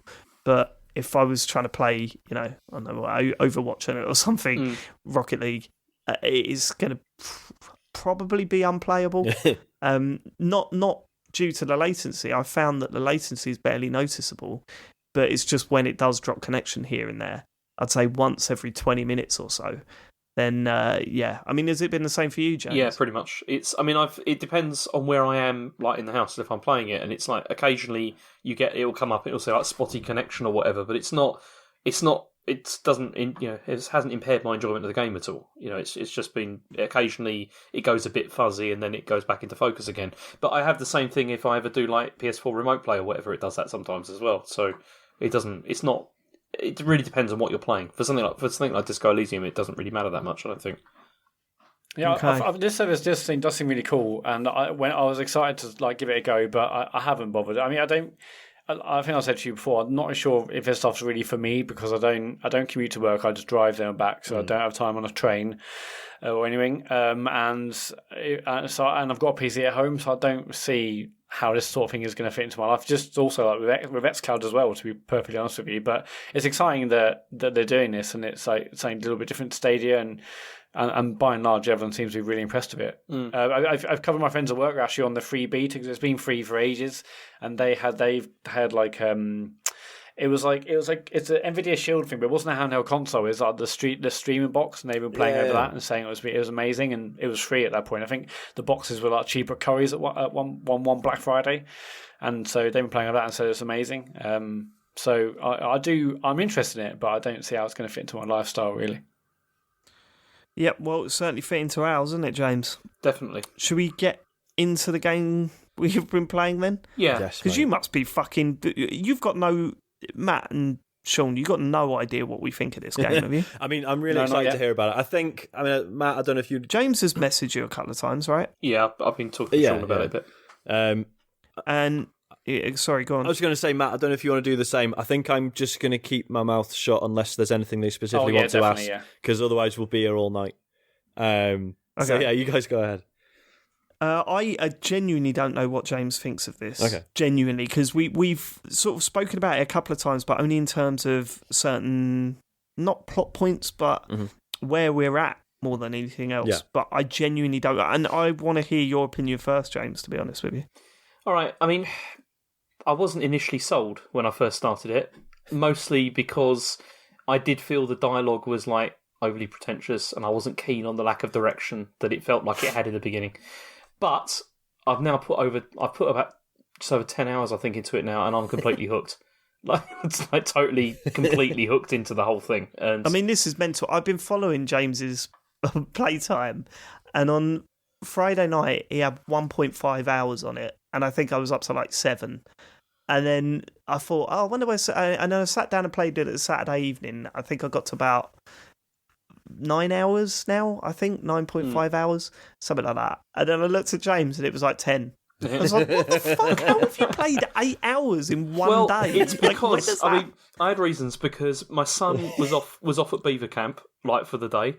And like Chen and like Rachel had gone to London for the day to something, so I was on my own for the whole time, and I just thought, that is I'm going to sit here and just what a day. Yeah, because that never happens. That sounds amazing. Yeah, it was. I honestly, I felt like I'd won the lottery. It was really, really good. You know. So what converted you then? Why did you suddenly start enjoying it? I mean, I think it started to happen as I began to sort of pull apart the layers of the city and the stories that are like going on within. And it's I mean, it's a horrible cliche, but it started to feel like a kind of a good book, in the sense that I couldn't put it down, and that's why I ended up playing it for like 8 or 9 hours or whatever, over a very short period of time. Or not, like just continuously, because even though, I mean, it does feel directionless sometimes, but then just like when I just found like just chatting with new people brings up new leads and opens new avenues. And also, I mean, I found with the city like itself, it initially felt very self-contained and like very small, but then you start to just find new places constantly, and like, they open up into new areas, and new conversations.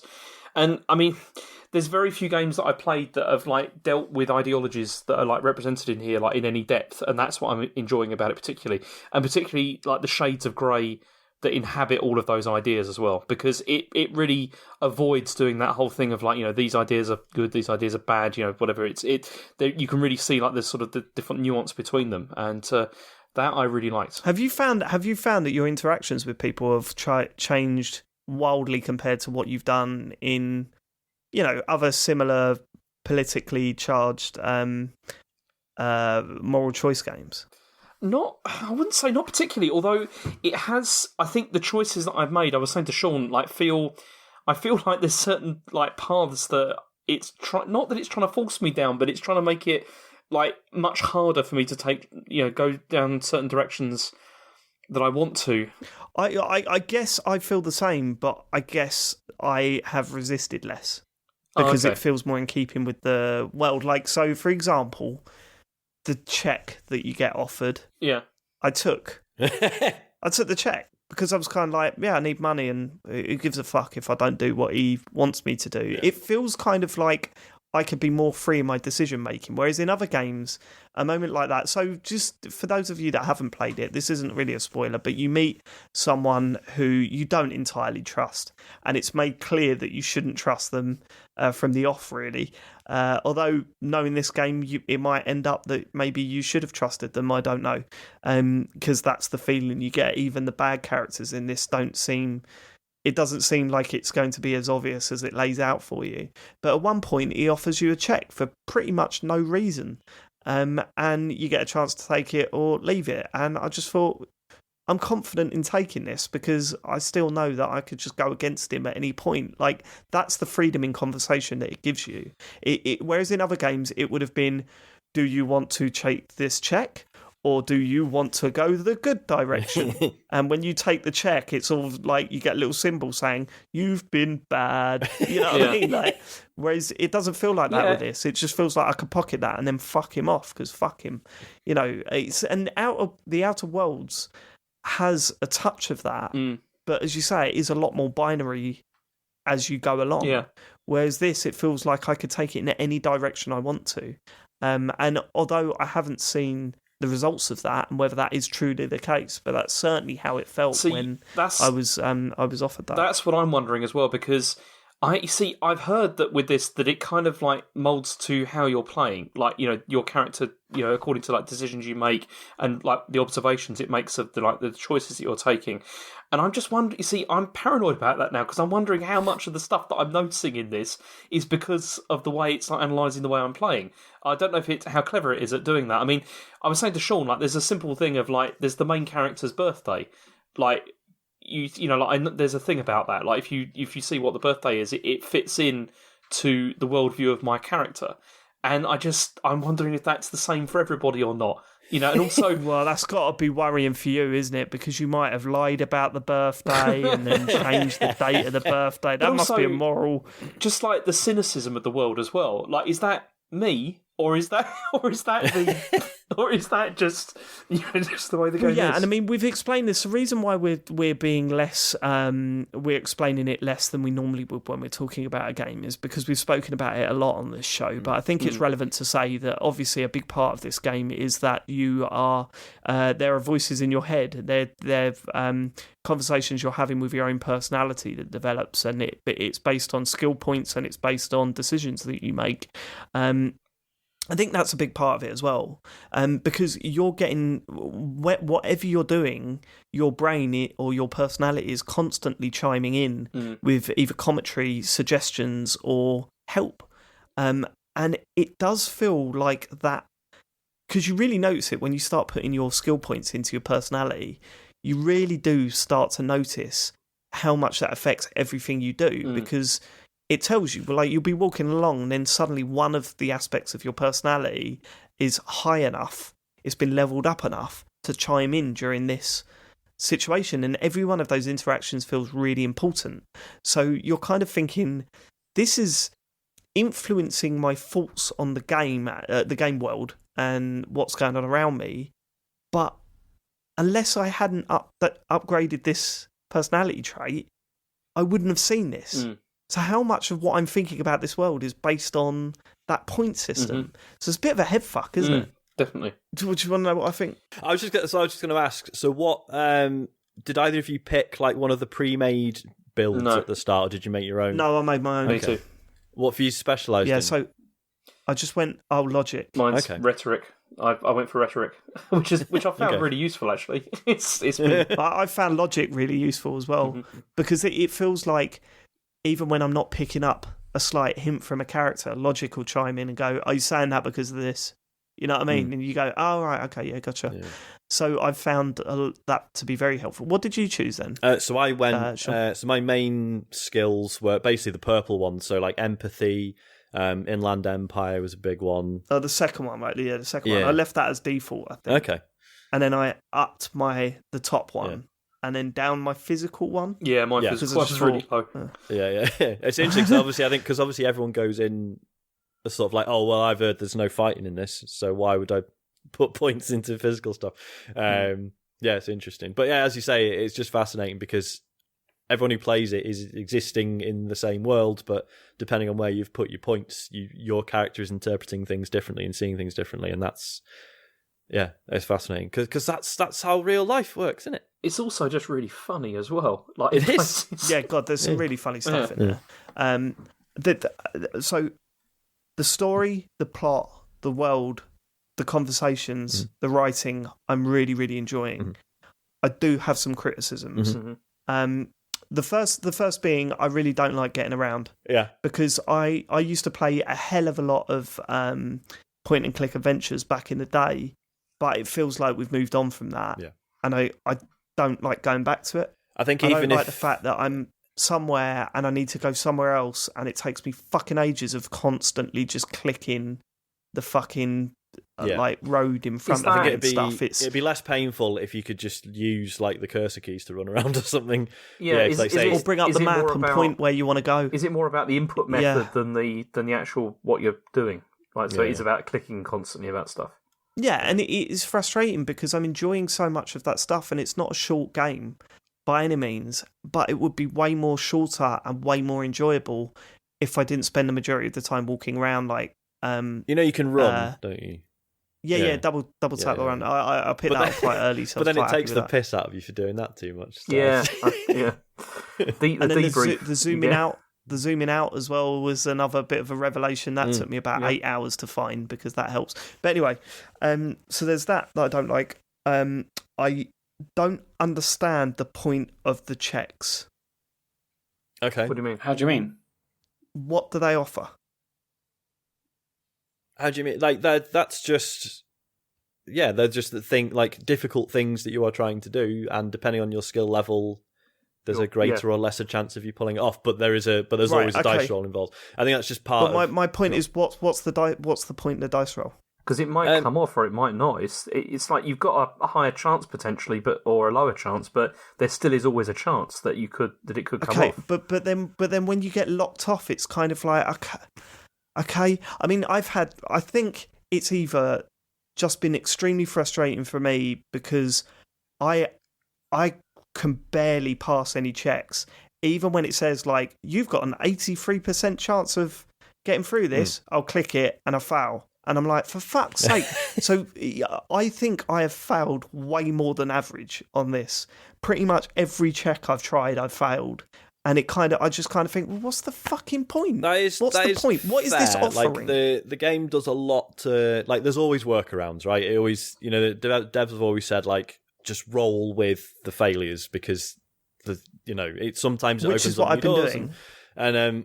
But certainly, like, I've heard of people who've played this, and there's been like a really pivotal moment in the game, and all the skill checks have like played perfectly into their character's strengths, and they've just failed everything. And it's just like, come on, man, that's not. That's it. That's kind of what I'm saying. Is that what do they offer other than hey, you're not allowed? Like, do you think it should just be a set bar? Like, look, if your skill's above this point, then you pass, and then you can choose this option. Yeah. I mean, the only argument that I can find against that is that sometimes things get locked off, and sometimes that's okay.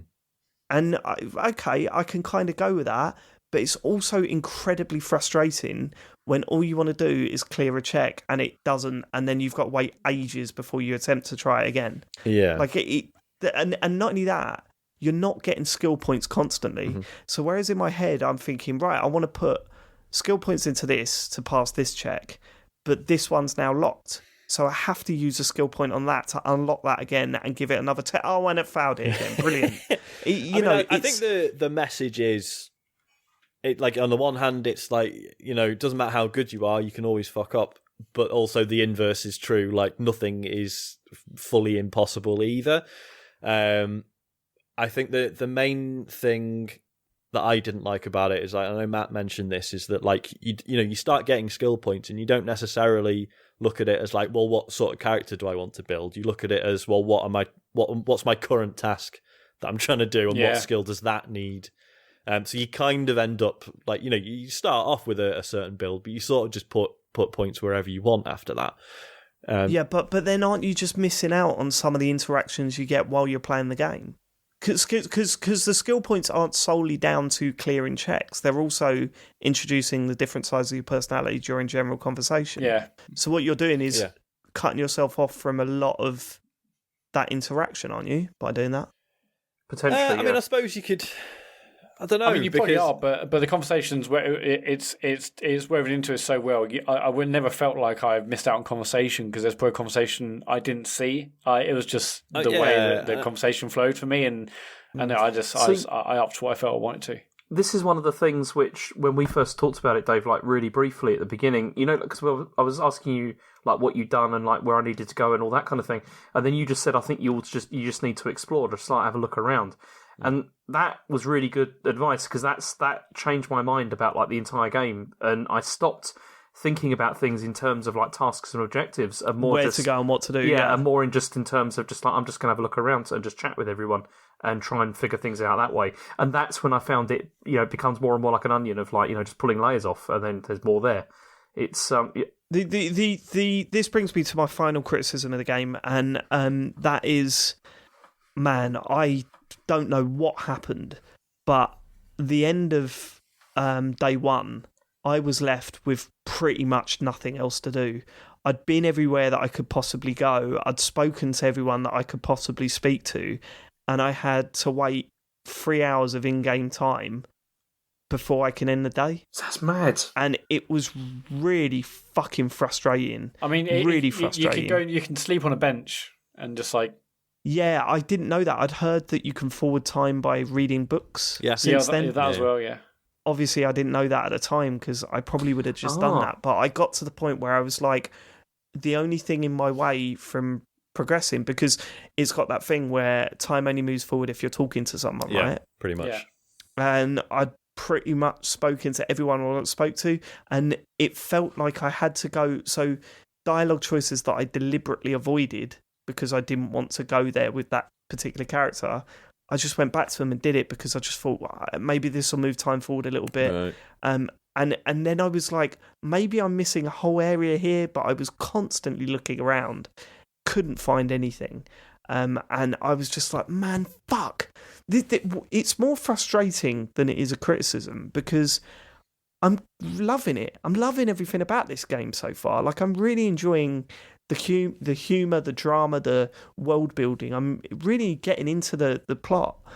But here I am, clicking around on a screen, just going, well, what do I do next? And that kind of sucks, you know what I mean? Yeah, that's mad. I mean, I most time I was having to rush home. Is it like 2 o'clock or 3 o'clock? I mean, it's best to get home, otherwise you'll be found outside. I went to bed at 11. Oh, is it 11? Oh, right. Yeah, I was like... No, you can go to sleep from 10 o'clock. Yeah, I went to bed at 11. Yeah, but I think if you don't go to bed by like 2 or 3, then like you basically you get left outside and you lose things, I'm sure. So I was like rushing home before bedtime. I was always had things to do. No, I didn't. That's what was really frustrating. This is why I wondered if it was because maybe there's like parts of the like map that you hadn't found or whatever, that kind of thing. But then also, after what you just said, on the first day I did read quite a few books as well. And that may be another reason why the time went why forward. you skip forward so quick, and why you're so much further ahead than me. Because you're on day 3. You've only played an hour and a half more than I have. Yeah. You're already on day 3. I've just finished day 1. So yeah, maybe that's it. But you mentioned that there was a whole different area in the bookshop, but I couldn't do it because I failed to fucking check. So it's like there's a whole area I haven't seen because of the fucking check. And that like area there's quite a lot of time from that as well, like more conversation and everything through that gate that you can't get through, and that would explain like some of that as well. I mean, I'm open to suggestions of why the checks are a good thing. I don't understand why they are. I can't think of a good reason for that over you've got enough skill to enter this line of dialogue now. You can do it. I don't understand what that offers. Well, I think it just means each personality type can see different parts of the narrative and see and experience different things. But also, depending on what sort of character you could do that without the checks. But it also, the checks are not offering you that. The skill points are. It also offers an element of randomness as well to it, which is part of life. If you sort of, I was going to say, that's it's part of life, but it makes for a frustrating experience. Yeah. But it is. But I also like. I think it's the fact that a lot of the failures are as well written as the passes. The fact that is a different thing entirely. Like, the failure can be as rewarding as interesting as succeeding. I wouldn't say it's as rewarding, right? Like that's a completely different thing. When you have a situation where you are attempting to do something and you fail and something happens, and you succeed and something happens, And obviously succeeding's good, but failing is fucking funny, right? Those moments are great and are totally worth that dice roll, right? Totally agree with them. The problems I have is open this door. Oh, you need this. You've got a 67% chance of opening this door. Failed. Okay, it's locked now. Okay, what do you want? And I'm not going to save scum because I'm going to roll with the punches. But at the same time, it's kind of like, okay, well, what? Okay, why? What do I do now? You're forcing me to put points somewhere just to get through. Or one thing in favour of it is that, like, you know, like with Life is Strange 2, which we all really enjoyed. Like when we did the spoiler casts, like none of us made like radically different decisions to anyone else, right? I think we all sort of broadly ended up with the same. We all got the same ending, right? I think. Yeah. Whereas when we eventually do a Disco Elysium spoiler cast, which is now inevitable, like we're all going to have really different stories because even if we've tried to do the same thing, we've had to take, you know, we've ended up taking like diversions at different places because we'll have randomly failed stuff, and that'll be really interesting to talk about. But no, that's cool, right? And I think you're right. Yeah. But I think ultimately what I'm saying is that I'd rather play a game that has more limitations on where the story can go, right? Yet less of a struggle during the actual gameplay moments. I don't know. I quite like it because it's this world already feels like a depressing kind of mess, and that dice roll is just like another element of that. Of just like, this is what things are like. Actually, it's like, a representation of a worldview, isn't it? I think. Of like, you know, like you can have everything lined up, but then maybe it just won't come off.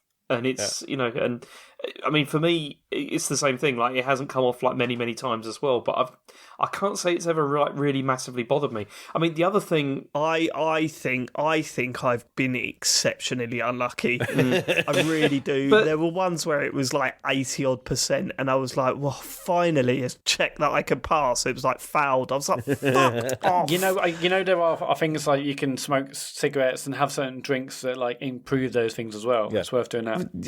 I've seen all the options. It gives me the 80 odd percent, and I still fucking I think I've just been incredibly unlucky. Honestly, I genuinely do. It's just been mad. I think I must have passed about 2 checks in the whole of the first day. Yeah, that body is still up. That body is still up. That's I think it was like day 3 before I got it down. Yeah, it took me a while. Oh, really? Yeah. I mean, I would also argue that those checks will probably be happening behind the scenes in loads of games we play. It's just we're actually seeing it now at the front, which I really like. Yeah, it's interesting because I would not argue that, because Disco Elysium does this thing of like, as you say, sort of your brain's chipping in at random points, and sometimes that is check based, but like often you just won't see the checks you failed in terms of like when your brain chips in, but sometimes you will.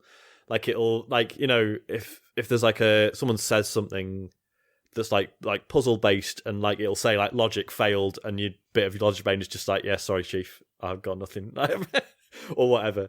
Whereas often those failures are just invisible. So it's weird, like how it uses that. I will say this though, and I don't want this to sound like I'm not enjoying the game.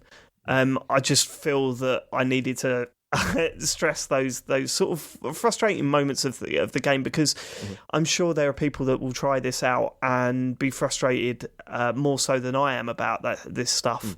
And you know, I think their opinions are perfectly valid. You know, this isn't a game that I could turn around to everyone and say, you got to play this, because it's just not. It's not a game that I can do that with. What I will say though is that everything else it does is just a class above, and I am totally wrapped up in it, and I can't wait to get back to it. So, you know, I'm not coming on here saying I've not got a negative feeling about this game. And I said to James before we started recording tonight, I'm really looking forward to tomorrow, because we can open up about this game to each other privately, which we haven't done this week specifically, so we could talk about it on the show. I'm really excited to talk to him about it on this level. And when I woke up on day 2 and realised that a bunch of shit had changed and there's loads more to do now, it was like a great relief. I wasn't just wandering the streets like hoping that the counter would go down anymore. I was kind of like, fuck yeah, now there's more stuff to do. I'm pumped. I can't wait to see where this goes now. And in terms of like James being much further ahead, and he's only like played an hour and a half more. I played like 20 hours more, I think, than Sean. Yeah, and we played the same game, so don't worry about that. Like some people are like vastly different. No, it's not. I don't care about how long I've played it compared to James. I mean, and I think James has actually explained why now. You know, if you're moving time forward by reading and you read a lot on that first day, that kind of makes a lot more sense. But also, I wonder how much reading speed counts towards it. Because when we spoke about that, James, we took two different views, didn't we? Because I said, surely mine would be going faster then because I'm reading slower than you. So surely the clock starts ticking when you're reading. If I'm in those reading dialogue boxes for longer, surely the time's ticking faster. No, it doesn't work that way. It's no. So it's once you finish that interaction, it's right. So James, I have no doubt that you read a lot faster than I. I mean, I am an idiot. I'm awful at reading. So yeah. But interesting. Still a lot more to play. Still a lot more to play. What day did you get? Don't tell me. I was going to ask, but don't tell me. Don't tell me. I want it to be a bit of a surprise. Cool. Yeah. Is that it, James? You got anything overall, else to say? just excellent. I just think, I'm definitely cannot wait to get back and play some more because it's good. I mean, just one other thing though. I was just thinking. No, actually, no. Forget it. It's fine. No, go on. No, because I was just thinking about that thing. Like to do with like the skill points and the idea that you like Matt. You said you feel like it's you can't sort of create the character you want to be because you're having to divert points into like specific skills to get past checks and everything. It's more that I didn't just say I've got this rigid idea and this is this is a character I'm going to create. It's more as I went with the flow. Yeah, and I mean, see again, this is that's also part of the life, isn't it? As in the sense that you sometimes you have an idea of like what you want to achieve, but then life gets in the way, and you have to and you have to you have to adapt. You have to adapt, according to what it is, and that's another thing I think is really clever about this. If that is what the intention was, is to do something like that. But no, it's overall excellent. And I mean, the other thing I really like about it is the world building because they do a really good job, particularly of showing especially the idea of conservative forces preventing change and stuff like that. It's just fantastic. I love all that stuff. Yeah. It's very good. What do you guys think of the music? Also, I was saying to Sean, I love the music. Got it stuck in my head. Yeah, especially because I played it so solidly for such a long time. It was to the point where when I went to bed, it was still in my head and everything. Because it's just there. Oh, I love it. It's so subtle, but it's brilliant. Also, put a warning out there that I played the end of. So my character fell asleep for the first time just before I went to bed last night, and that game gives the most horrifically accurate portrayal of trying to fall asleep. It just bad, isn't it? The way he describes trying to fall asleep almost broke me because I was like, these are the thoughts that go through my head, though someone had crawled inside my head and written it down. Yeah, it was horrible. It really freaked me out. More so than the dream that he has afterwards. But whatever. Okay, cool. We done with that? Yep. Good. I'm really glad you're both enjoying it. I mean, I knew you would. Yeah, I mean, I've always loved adventure games. That's what makes me laugh, is that I genuinely feel like this is more of an adventure game than it is a RPG. Yeah. Obviously, it's got the RPG stuff in there, but it really does feel point and click, doesn't it? It really does. I mean, I just, as I said to you repeatedly, though, Dave, over the last weekend or whatever, I just wish I was playing this on something that wasn't a computer. Because I hate playing. Why is that? Oh, we've been over this. I don't like playing games on computer at all. I used to a lot when I was younger, but now because I spend all day on this computer working, and I just have that association with this is my machine to do work on, and I don't like playing games on it. I just prefer. It just doesn't feel comfortable. I just don't like it. It's just annoying. I'd rather. I mean, this game. I can't play it. I can't imagine playing this game on fucking console though. But this game would work perfect. I think it'd be perfect on iPad. I think it'd be so good on my tablet or whatever. It would totally work on that. And I'd much rather be sitting on a sofa playing that than holding my computer. I just hate it. I just really do. Yeah, I guess so. I know I'm weird about it. But it's just the thing. Yeah. Have you got any other games to talk about, James? I mean, I played. Okay, the other thing I played is I played Not Tonight, the Take Back Control edition. So, to the best of my knowledge, this is the only like overtly Brexit themed game that exists at the moment, because that's what this is about. And I guess, I mean, do any of you know anything about this game at all? I know it is like supposedly a sort of love letter to Papers, Please. Yeah.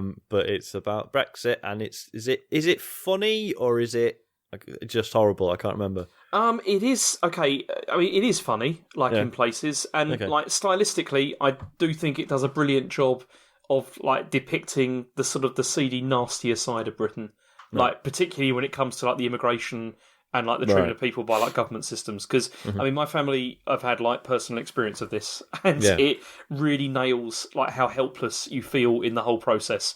You know, because of the fact that there's constantly sort of like moving goalposts and like arbitrary requirements and that kind of thing. Like, you know, that are just, you know, that the requirements are there just to keep the public happy or whatever, and they don't have any positive impact on the immigration system whatsoever. But you know, it just makes people miserable, and it's terrible.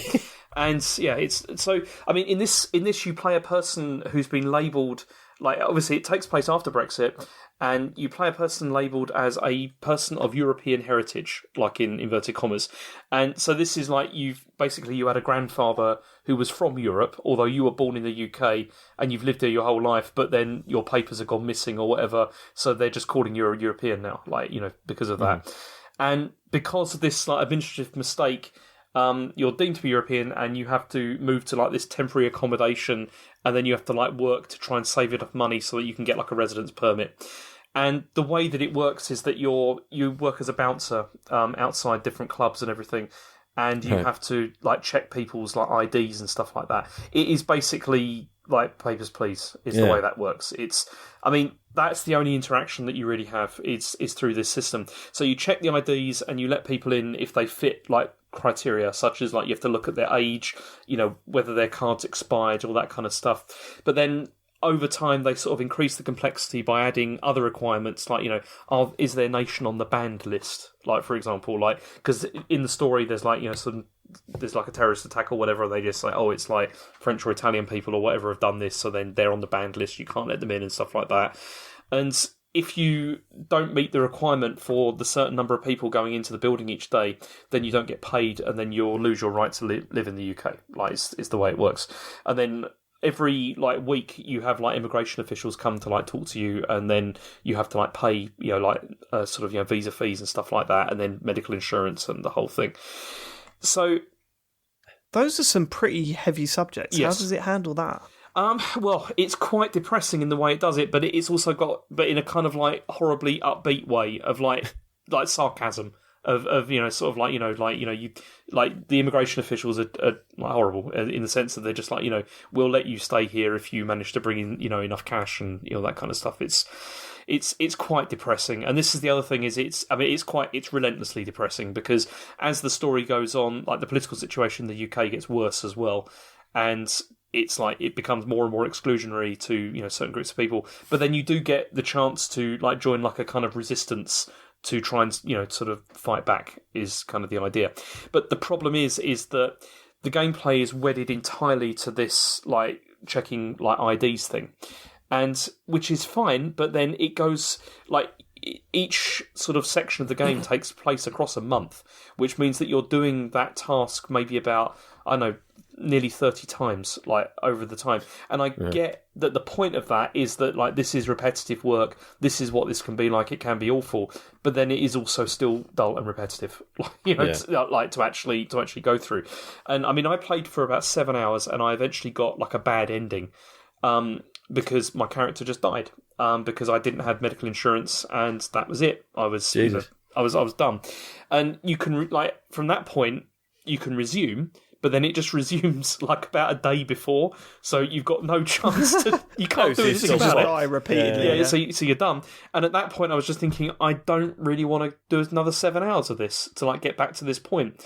And that's when I was just like, that's my ending. I'm done. I can't get any further than this. And it's a shame because the idea, I think it's well executed in terms of like the story it's trying to tell. It's just that the actual game that you're playing it's too repetitive. Like, to make it really enjoyable to want to stick with, I felt. It's and also quite stressful. Does it have like regular characters where the plot develops for those characters? Because that was the main thing with Papers, Please, wasn't it? Yeah. How you would come across the same characters, or you meet characters that linked in with other characters, and you have all that, but it's not very extensive. Like, it takes like a long time for those like relationships to develop, and for anything to really happen with it. It's. I mean, checking the IDs and all that kind of stuff, it gets more and more stressful, which again I can get is part of the point, but it is also, because you're doing like how repetitive it is, it gets a bit quite irritating, to like have to go through that, because if you don't hit the targets, then there's no way that you can continue. And if you've already put like a fair amount of time into it, you don't really feel like you want to sort of go back and start from the beginning all over again, which again I get is part of the point, because that's what they're trying to explain. That no one's having a pop at you, James. No one's having a pop at you. Those voices are in your head, mate. You play too much Disco Elysium. I will say this. I will ask this. I mean, because I don't want to put words in your mouth or anything, but what sets this aside from Papers, Please, so that it makes sure that it is a love letter and not a rip-off? That I can't answer, because I've only played hardly any of Papers, Please. I've only played a bit of Papers, so I can't Please, I wouldn't be able to say, because when that came out, I wasn't. Because that's the only thing. The stuff that I've seen of it, I do kind of think, hold on, where's the line here? Where's the this is a homage, this is inspired by, and where's the we saw Papers, Please and thought it was cool, so we're going to make copied that. It does sound very similar. And when it's something like Papers, Please that was so unusual and singular when it came out that everyone's like, well, no one else can do this because it'll just be a Papers, Please ripoff. Kind of sounds like this. I mean, they've. The devs have been really honest about this, and it's it's in all the like I've seen like Mike, because is Mike Rose was tweeting about it. It's a No More Robots one, is it? No More Robots. I always forget the name of the company is the publisher, and they've said all along like it's our take on Papers, Please, so they're not trying to hide it, which is good. Yeah, no, but but you can't think that's noble if it's just going, we're doing. Yeah, do you know what I mean? Yeah, just taking the same. Make it okay. But what they do is they do capture though, like a side of the UK, like very well. Like I think that's fair. Yeah, they really do that like very effectively. It's they nail that. Yeah. It's depressing, but but. Depressing. Okay. Anything else? No, that's all I've played. That's the lot. Matt? It's just usual. Played a bit. Sekiro and I played obviously a little bit of Journey to Savage Planet of the Year. I tried to play some of Kentucky Route Zero, because it's finally out. All 5 episodes are finally out now. I looked at my original receipt and I bought it in 2013, episode Matt, 1. I think I'm pretty sure we all got it. Yeah, you bought that for us as well, because I've got it as well, I think. Oh yeah, I did. Yeah, I did buy it for you too. Yeah. Oh, you did. Yeah. I was looking back on my original email and see I bought it 2013. Actually, I think I just bought like the first episode, but like a week or two after that, I suddenly got emails saying, "Don't worry, everyone who bought the first episode, you've all been upgraded to like a full." That's right. So you get the full thing. And because I remember it cost like £1.50 or so for the first episode when it first launched, or something stupid. Yeah, it was hardly anything. And we all bought it, and then it said, I bought it for you. Because it's so cheap. Yeah. Hey, well done. You own it all now. And it was like, okay, that's weird. I should play that at some point. I think I bought it from their website. Then it all went over to Humble, and then it finally went over to Steam. It's finally out now, so I thought I'm going to play this game because I've read some reviews and people seem to be raving about this, about what it does storytelling wise, and I loved the first episode all the way back in 2013. But as is always the way, I started playing it and I thought, I'll tell you what, I'll capture some footage, why don't I? And then I spent most of my time trying to work out why the footage I was capturing wasn't quite 100%, and then I didn't actually play the game. So I'm gonna fuck that off, because clearly for whatever reason I'm having issues capturing PC footage and just get on with playing the game. But I'm really excited to get on with that, because I remember really enjoying that first one and sort of gave up because obviously episodes were taking months and years at a time. I don't know. Episodes are now finally out. I don't know if you were the same, Matt. I did the same thing. Played the first episode back like years and years and years ago. And I remember really enjoying it, but also understanding basically none of it. I mean, it was so ambiguous at the time. Yeah. But I thought, it's like the episodes I don't know how many were going to come out at the time, but I was like, I'm sure they'll explain more. And I do remember there being a revelation at the end of episode 1. I can't remember what it is, but me neither. So yeah, but and some people said it's absolutely exceptional storytelling. Yeah. So I'm excited to play that. But yeah, it's just mad that the episodic game has finally finished 7 years later. So I've just looked. Yeah, I've got it on Steam. So I'll try and play some of it for next week as well. So nice. That'd be cool. But it's just that Savage Planet and then Sekiro, of course. But that's about it, really. Cool. Sean Bell. Hi. Basically more or less the same as last week. So played more Surviving Mars. I'm probably going to have to uninstall it because it's the Fire Emblem factor again. I'm like not getting anything else done. We've lost him. So I think I'm just going to have to uninstall because it's one of those games. It's fucking endless as well. Like, I love the fact that you can pick up that sign like as if you're sitting there playing it one day and then you just go, uh-oh. Like I was up till like fucking 2 a.m. playing it the other night. That'll do it. Lovely stuff. It was great. This is the thing. It's a good time. The Matt Murray hours. That's what we like to call An them. early night, was it, Sean? It's what were you doing to kill? Was it just like the loop was so compelling, or were you seeing new exciting things? It's so two things is that so one that the central loop of like constantly adding more stuff, which puts greater strain on your resources and your supply lines and stuff. So constantly having to work through that and making sure everything's like properly supplied, everything's got the materials they need and oxygen and water and food. All that stuff is fascinating. Getting into this constant loop of, calling rockets from Earth with people on them or materials or whatever. But then once they arrive on Mars, they only have enough fuel for one trip, like for a one-way trip. So then you've got to refuel them before you can send them back and then request them to come back to you again. So you're constantly managing this inventory of like 4 or 5 rockets and what they're bringing over, how long that takes, how long they're going to have to sit around on Mars before you can refuel them and send them back. All that stuff. I love it. It's just great. And also I like started getting more colonists in and starting like having problems like it gets really dark. Like I was having power issues, right? Just drones not keeping up with like repairing like wind turbines and solar power and stuff. And you sort of think, oh well, like power's going to dip occasionally, but I've got like you can have like batteries which soak up excess power when the drain isn't too bad, and then they release it into the system when the drain increases. And like, oh, it'll be fine. And then I realized that like one of my domes was just like the life support kept failing, like only for a bit, and like no one was dying, but it was stressing people out. And then after a couple of weeks, people just started committing suicide because they couldn't. Yeah, because they just couldn't take the stress of like, when's the life support going to go off today, guys? Like, so that was a lot. And then uncovered this weird little subplot of like so like as you play you get these little like research units that can drive around and they find there's like what it calls anomalies, which are just sites of scientific interest or whatever, and they scan it and you get research points. And at one point it was just like, we found a crashed spaceship and there was like a canister in it that had like biohazard symbols all over it and it's broken.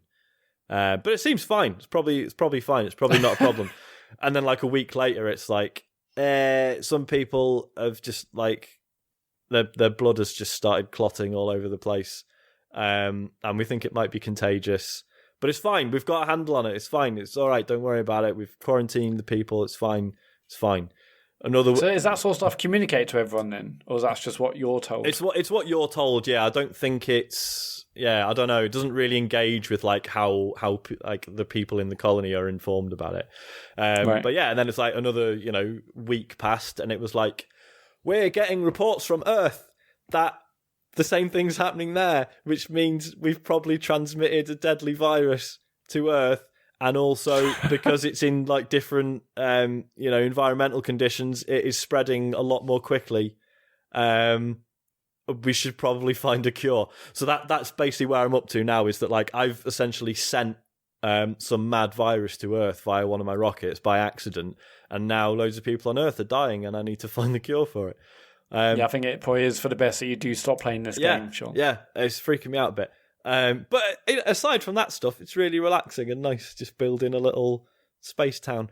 What else? Oh, so I finished Tangle Tower. As I talked about this last week, I was saying like I was really enjoying the dialogue and the style of it in general. It's really, really pleasant just listening to the characters talking to each other. But at the time, I hadn't really done any of the, I've just sort of had a few conversations with people, done a couple of puzzles, but I hadn't really got into any of the actual sort of detective work.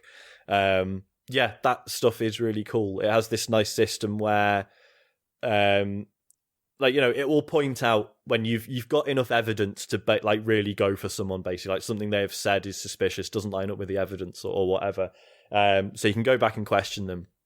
And it has this system where you basically have to like put together a statement. So it'll have like a number of blocks, and 2 of them will be like a list of statements that you can scroll through, and then the other blocks are for pieces of evidence. So you have to be like, right, the paintbrush can't have been this because of this and this item, and and you sort of construct a little sentence out of it.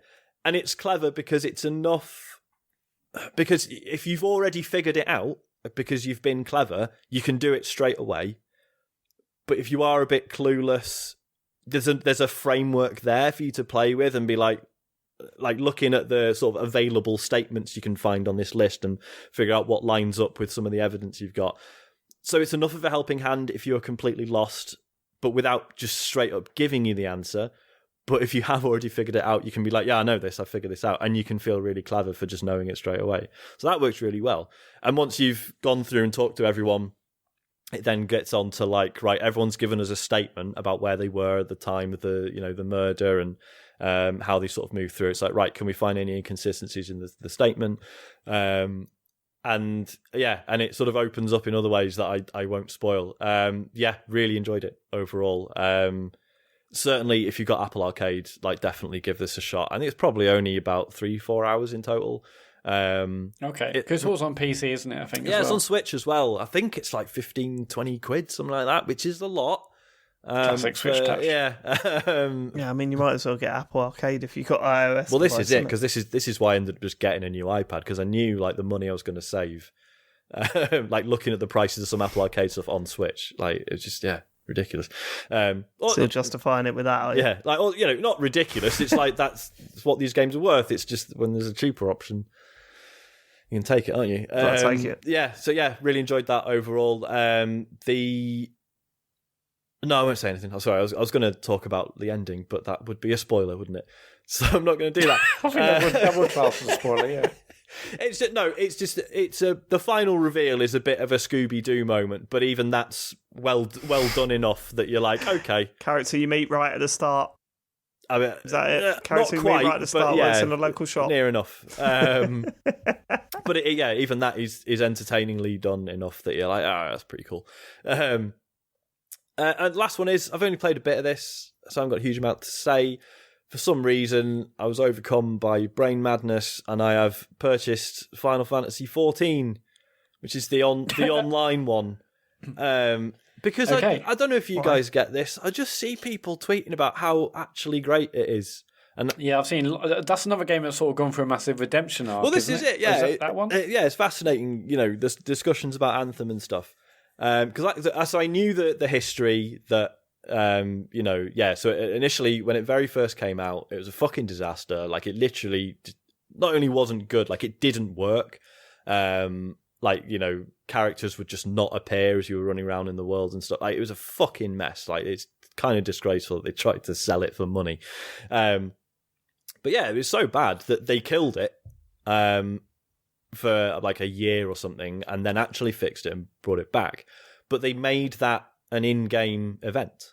It's part of the story. And if you play the game now, the intro sequence is 5 years ago, everything got fucked, and we've been rebuilding since. And it was this whole, and it's there's this thing of Bahamut or whatever it's called, the big dragon fella was summoned and sort of nearly blew up the entire world.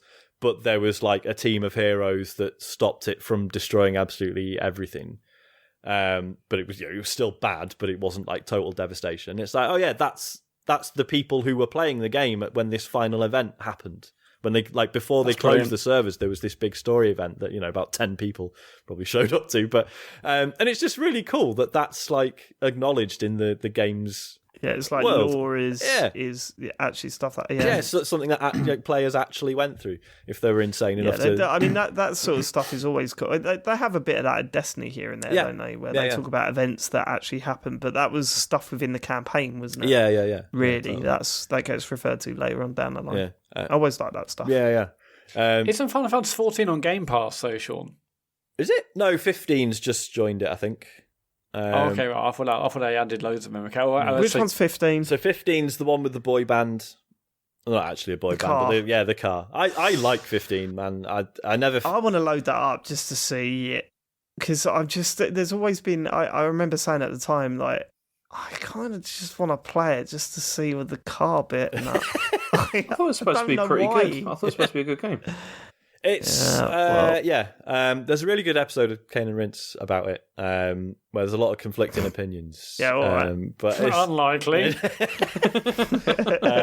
And it's one of those where don't use really good episode Kane Rince in a sentence, please. Ever. I can't disagree with any of the criticisms, but I really liked a lot of things about 15. I think the combat system's fascinating in that it's got all the Final Fantasy stuff, but it's also a real-time action game, and you're like teleporting about and shit. I thought it was really good. But yeah, 14 is, according to most fans, is like the best recent Final Fantasy game. You can basically play it start to finish pretty much on your own, which is what has enticed me. Like, I've no interest in it being an online game, really.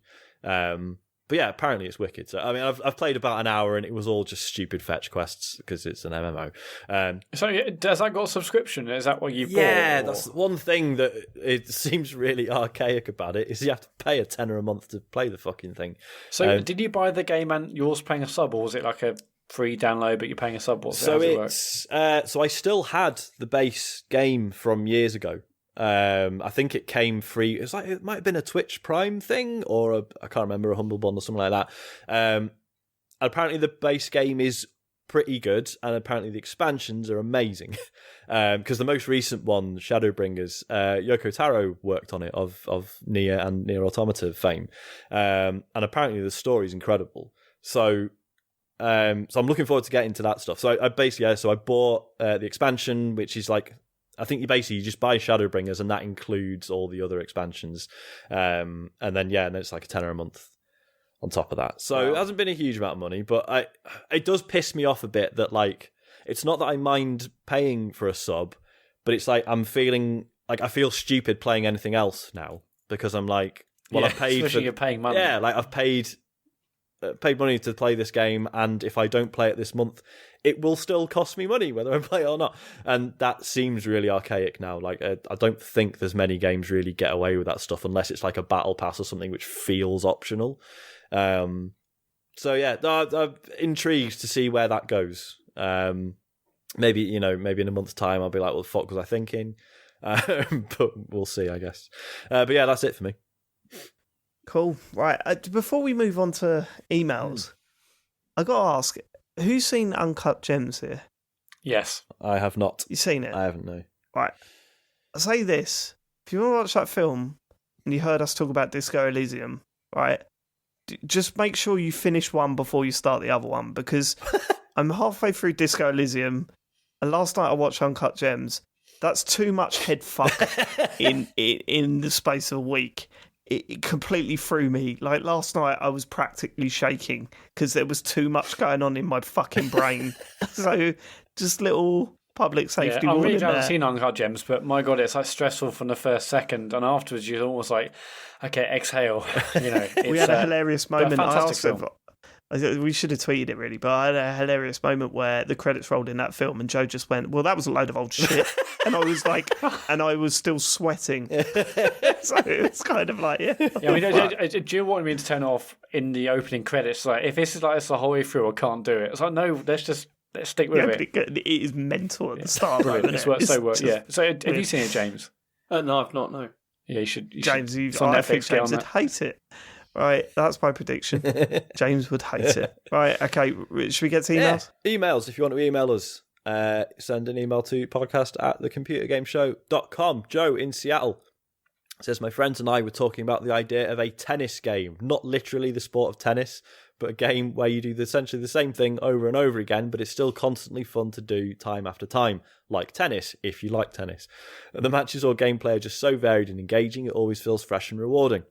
My buddies and I played about 3.5 months gameplay time of Modern Warfare 2 over several years. We never bought map packs and we only played Team Deathmatch, over and over forever. The core and the rules stayed the same, but it never got old. It always felt good to go out and swing the racket with friends.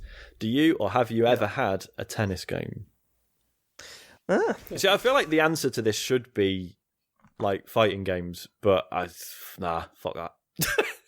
Like, I remember, who's the guy who does Street Fighter? Is it Yoshi or no? I think is his name. And I remember seeing an interview with him where he was like, this was back in Street Fighter 4 days, and he was like, I want Street Fighter to be like chess or a good card game or something, where it's like, say there's like two kids who have like jobs to do in the house, they'll be like, well, I'll fight you for it on Street Fighter. If I beat you at Street Fighter, you have to do the washing up, or I have to, or whatever.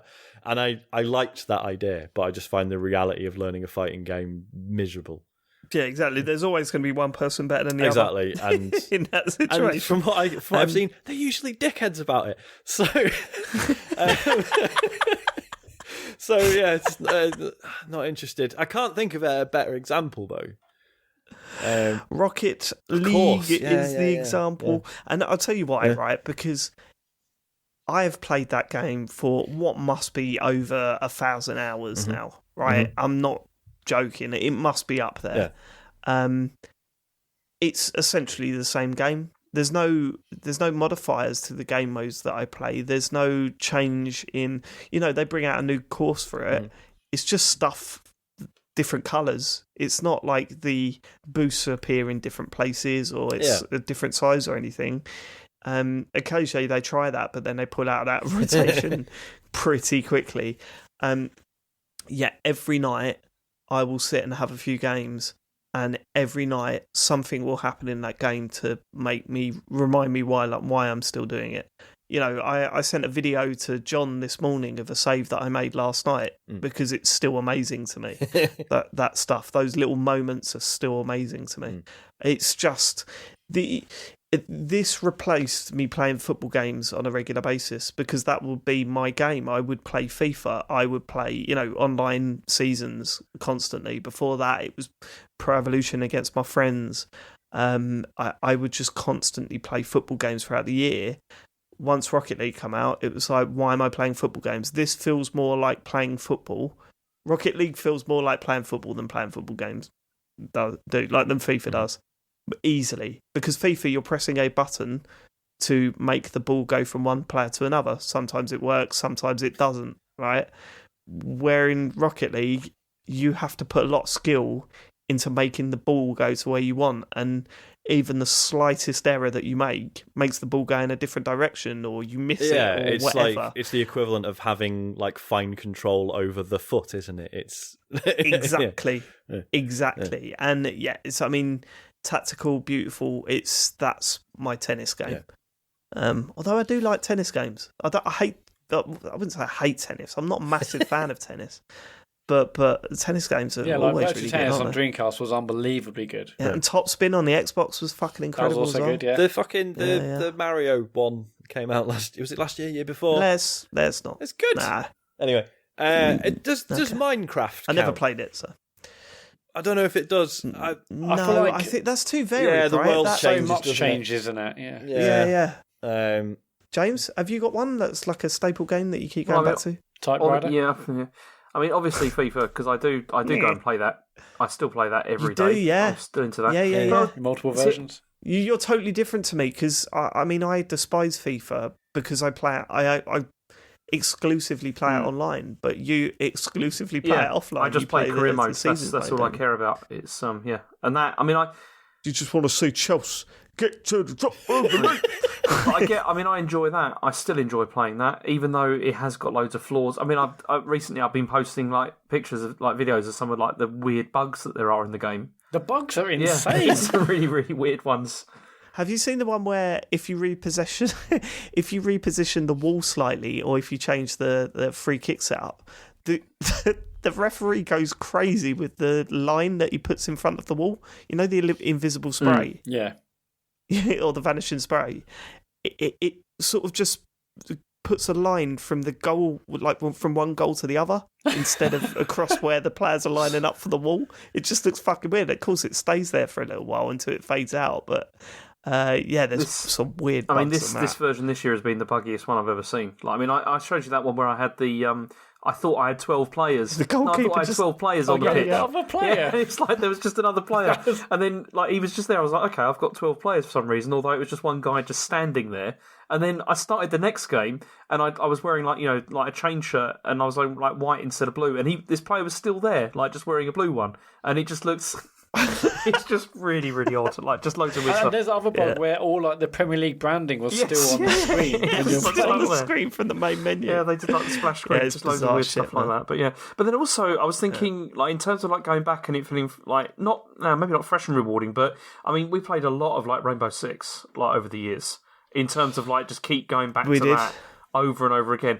Also like I mean, God, there's been games like that. You know, Ghost Recon, Rainbow Six, the Halo games, like Time Splitters. There's been games like that, but I think currently, if we're talking like current day, Rocket League is that one for me. Yeah. Cool. Adam Littlefield says, "Great podcast. More Licky Boom Boom down, please." I've been enjoying the slow but happy trudge to middle-aged fatherhood that you guys have been documenting, as I'm a similar age and situation.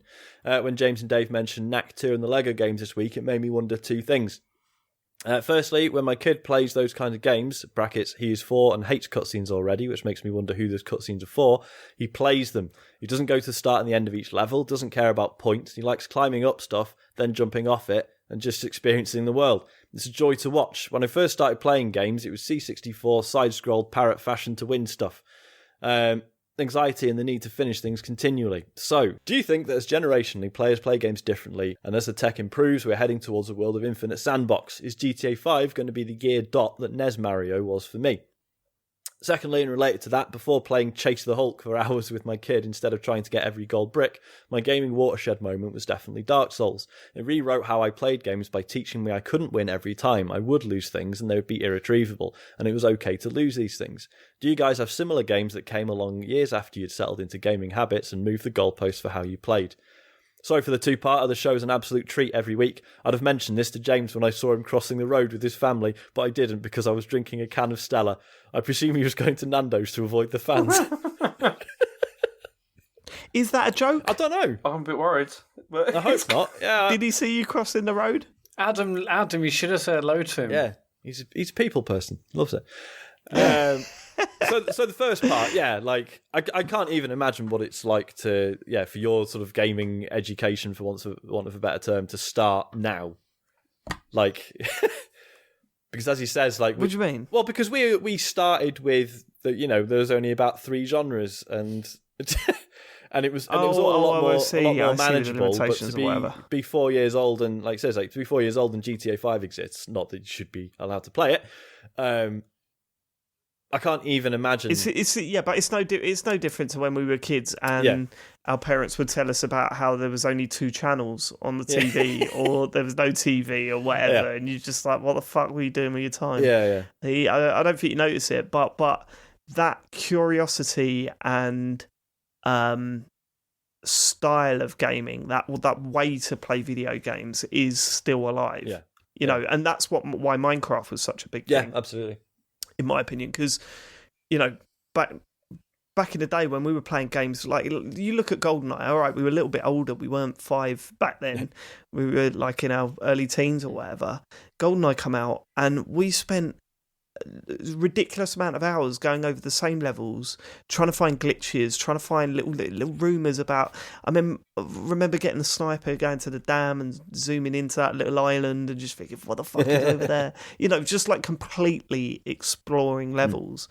And then as you get older, you stop doing that. But then, I see the same with Harry, where he wants to look in every room, every corner, just more so. I mean, James and I really like exploration in games, but there's a limit to that kids don't have. Yeah. Well, to the point where they take it to the next level, and it's crazy. That's because we've been playing this stuff for a very long time, so we kind of have an idea of like the limits of what is actually there. Yeah, you develop a sense for it, don't you? Yeah. There's probably going to be something down there, whereas they don't have that, so they're like, for them it's let's possible. have a look. Yeah, like anything is possible almost. Of what they're saying, which is why it's really cool. Have you ever heard that thing about how like the average child can think of like 50 uses for a paperclip, whereas the average adult could only think of 10? And you're a bit like, but is that because 40 of those ideas are really rubbish? Like, it just wouldn't work. It's a lightsaber. Well, I could have thought of that, but it's clearly not a lightsaber, is it? It's a paperclip. Fucking it. But I do find that really interesting, and how that really, as I said, Minecraft really just encapsulates that, doesn't it? I mean, when you look at it on paper, Minecraft is too complicated for a kid. Yeah. But in reality, all they have to do is look up what you can do, and then it's about trying it out. And the fact that you've got an endless world that you can poke around in and try things out in, it's a huge thing. I remember my nephew sitting me down, and he was summoning a weather monster in it by making some sort of antenna and then getting lightning to strike in a certain place, and then this weather monster turned up and he had to defeat it. And I was just kind of like, how the fuck did you work all that out? And it's obviously he's just watching YouTube videos and copying it and stuff, but it's that taking the knowledge and experimenting that kids can do that we just wouldn't. We'd watch the YouTube video and go, oh, that's pretty cool. And then play something else. But yeah, no, that's great. What was the second part of the question? Gaming watershed moment. So playing something that sort of shifted your attitude towards Mass Effect 2. Yeah. Mass Effect 2. You don't always have to have the happy ending. Yeah. The problem is, not many games have that. Not many games appreciate that a bad ending can also be an effective ending. Yeah. And that's a shame. As much as I like Dishonored, that ending to that was shocking, because I got the bad ending and it was kind of like, ooh, it was bad, wasn't it, what you did? Goodbye. And I was kind of like, that's not an effective ending at all. Yeah. And the old school way of thinking is, well, you don't deserve the effective ending because you did all the bad stuff in the game. But that's not how games should work. And Mass Effect 2 was the perfect instance of, some people will die, but out of that, you will have an emotional experience that someone who saved everyone will not have. Sometimes it's better that you fuck up. Yeah. And that works really well. Yeah, that changed the way I thought about these games, and I wish it changed more the way writers looked at games, Yeah, I remember, it's going back years, what's his name? Anthony, Reverend Anthony from Destructoid. What was his surname? Can't remember. Go on. But he did a video about what he called the Rex paradox, Rex from Mass Effect 1, and how it's this thing of like, oh, well, if you've put enough points into Paragon or Renegade, you have this standoff with him and you can talk him down. But he's like, but you don't, like, there should be games where you do everything right and still tragedy happens. Like, you shouldn't be able to just rigorously, like, game it to the point that you can't brute force your way to where personalities change. That seems wrong. And it shouldn't just be like, oh, well, I've got this specific character build, so no tragedy will ever happen. Like, that's not how life works. But obviously, games teach us it's like that. Play efficiently, and you'll get more rewards for it, and you'll get rewards. Yeah. It's an interesting problem. Certainly, like in terms of Dark Souls, finished it. Never had any need to play a hard game ever again. Like I played Dark Souls 2 and 3 and I played Bloodborne, but at no point was I like relishing how difficult it was. And nope, certainly now. In fact, it's put me off now. Yeah. Sekiro proved that point to me. I loaded that up, got to the first enemy that killed me, and just thought, I can't be fucked. I just thought I don't need to do this. I just don't. I don't need it. Yeah. In my life at the moment. This is the point. Yeah. All right. Any others? Anyone else got an example? Yeah. In terms of like gaming watershed moments, I mean, I still remember that first time playing Metal Gear Solid and realizing how games can make me tense and anxious and like nervous, and like I hadn't really felt like I'd experienced that in a game. Hadn't really experienced I had the that same in a game feeling before. with Leisure Suit Larry. That sort of kicked it home for me. Wow, they can make me all tense and nervous and shit. Wow, Leisure Suit Larry, are you going to get to see the boobs? I guess I'll keep playing. I hope I get the good ending. James? I remember in terms of like something which had never made me feel like in that way before from playing a game was probably the original Half-Life. When you like first encounter the soldiers. Oh God, and yeah. it I know now obviously the whole thing is scripted, but at the time it really didn't feel like it, and it was terrifying. In terms, it felt like they were working together to actually kill me, and I'd never experienced anything like that in a game before, and I just remember the massive adrenaline rush from that. I've never experienced anything like it since. It was incredible. But I think that's really interesting, actually, because for me, it wasn't more that it felt unique and not scripted. For me, it was more, oh my God, what I'm doing in the world is affecting the world for the first time while playing video games. Because usually that stuff was like, kill a bunch of people, here's a cutscene, like your character did this, so now you're doing this. Whereas that, it was kind of like, I put that reactor in that thing. This is all exploding because of my actions, and fucking hell, I think certainly, that whole the intro bit, like you forget that starting a first-person shooter without a gun and just being like, oh, I'm just a person going to work. Like, I'm not a floating gun and a reticle. Like, it's like that was mind-blowing at the time. It wasn't a cutscene. I'm literally on my train to work. Yeah, and then people walking up and go, hi, Gordon. It's just, that fucking intro was just unbelievable at the time.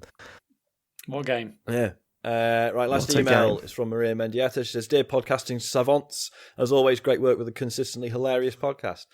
Quick pair of questions regarding the wonderful 101 port to other systems, including the Switch. 1. Was James right the entire time when, prior to the system's release, he called it a glorified Wii U? James? I don't know. Yeah. Well, it is. It's the system that delivers on the... If I remember correctly... Sorry, go on, Matt. On the promise. Yeah, it did. You kept saying beforehand, it does nothing different to the Wii U. You kept saying it over and over again. Well, it's true, isn't it? It's okay to admit that you were wrong. Yes, I was wrong. I was wrong about it. It was, it's way beyond any of that. I mean, it more than delivers on the promise of like what the Wii U was. It was, it's far more than that.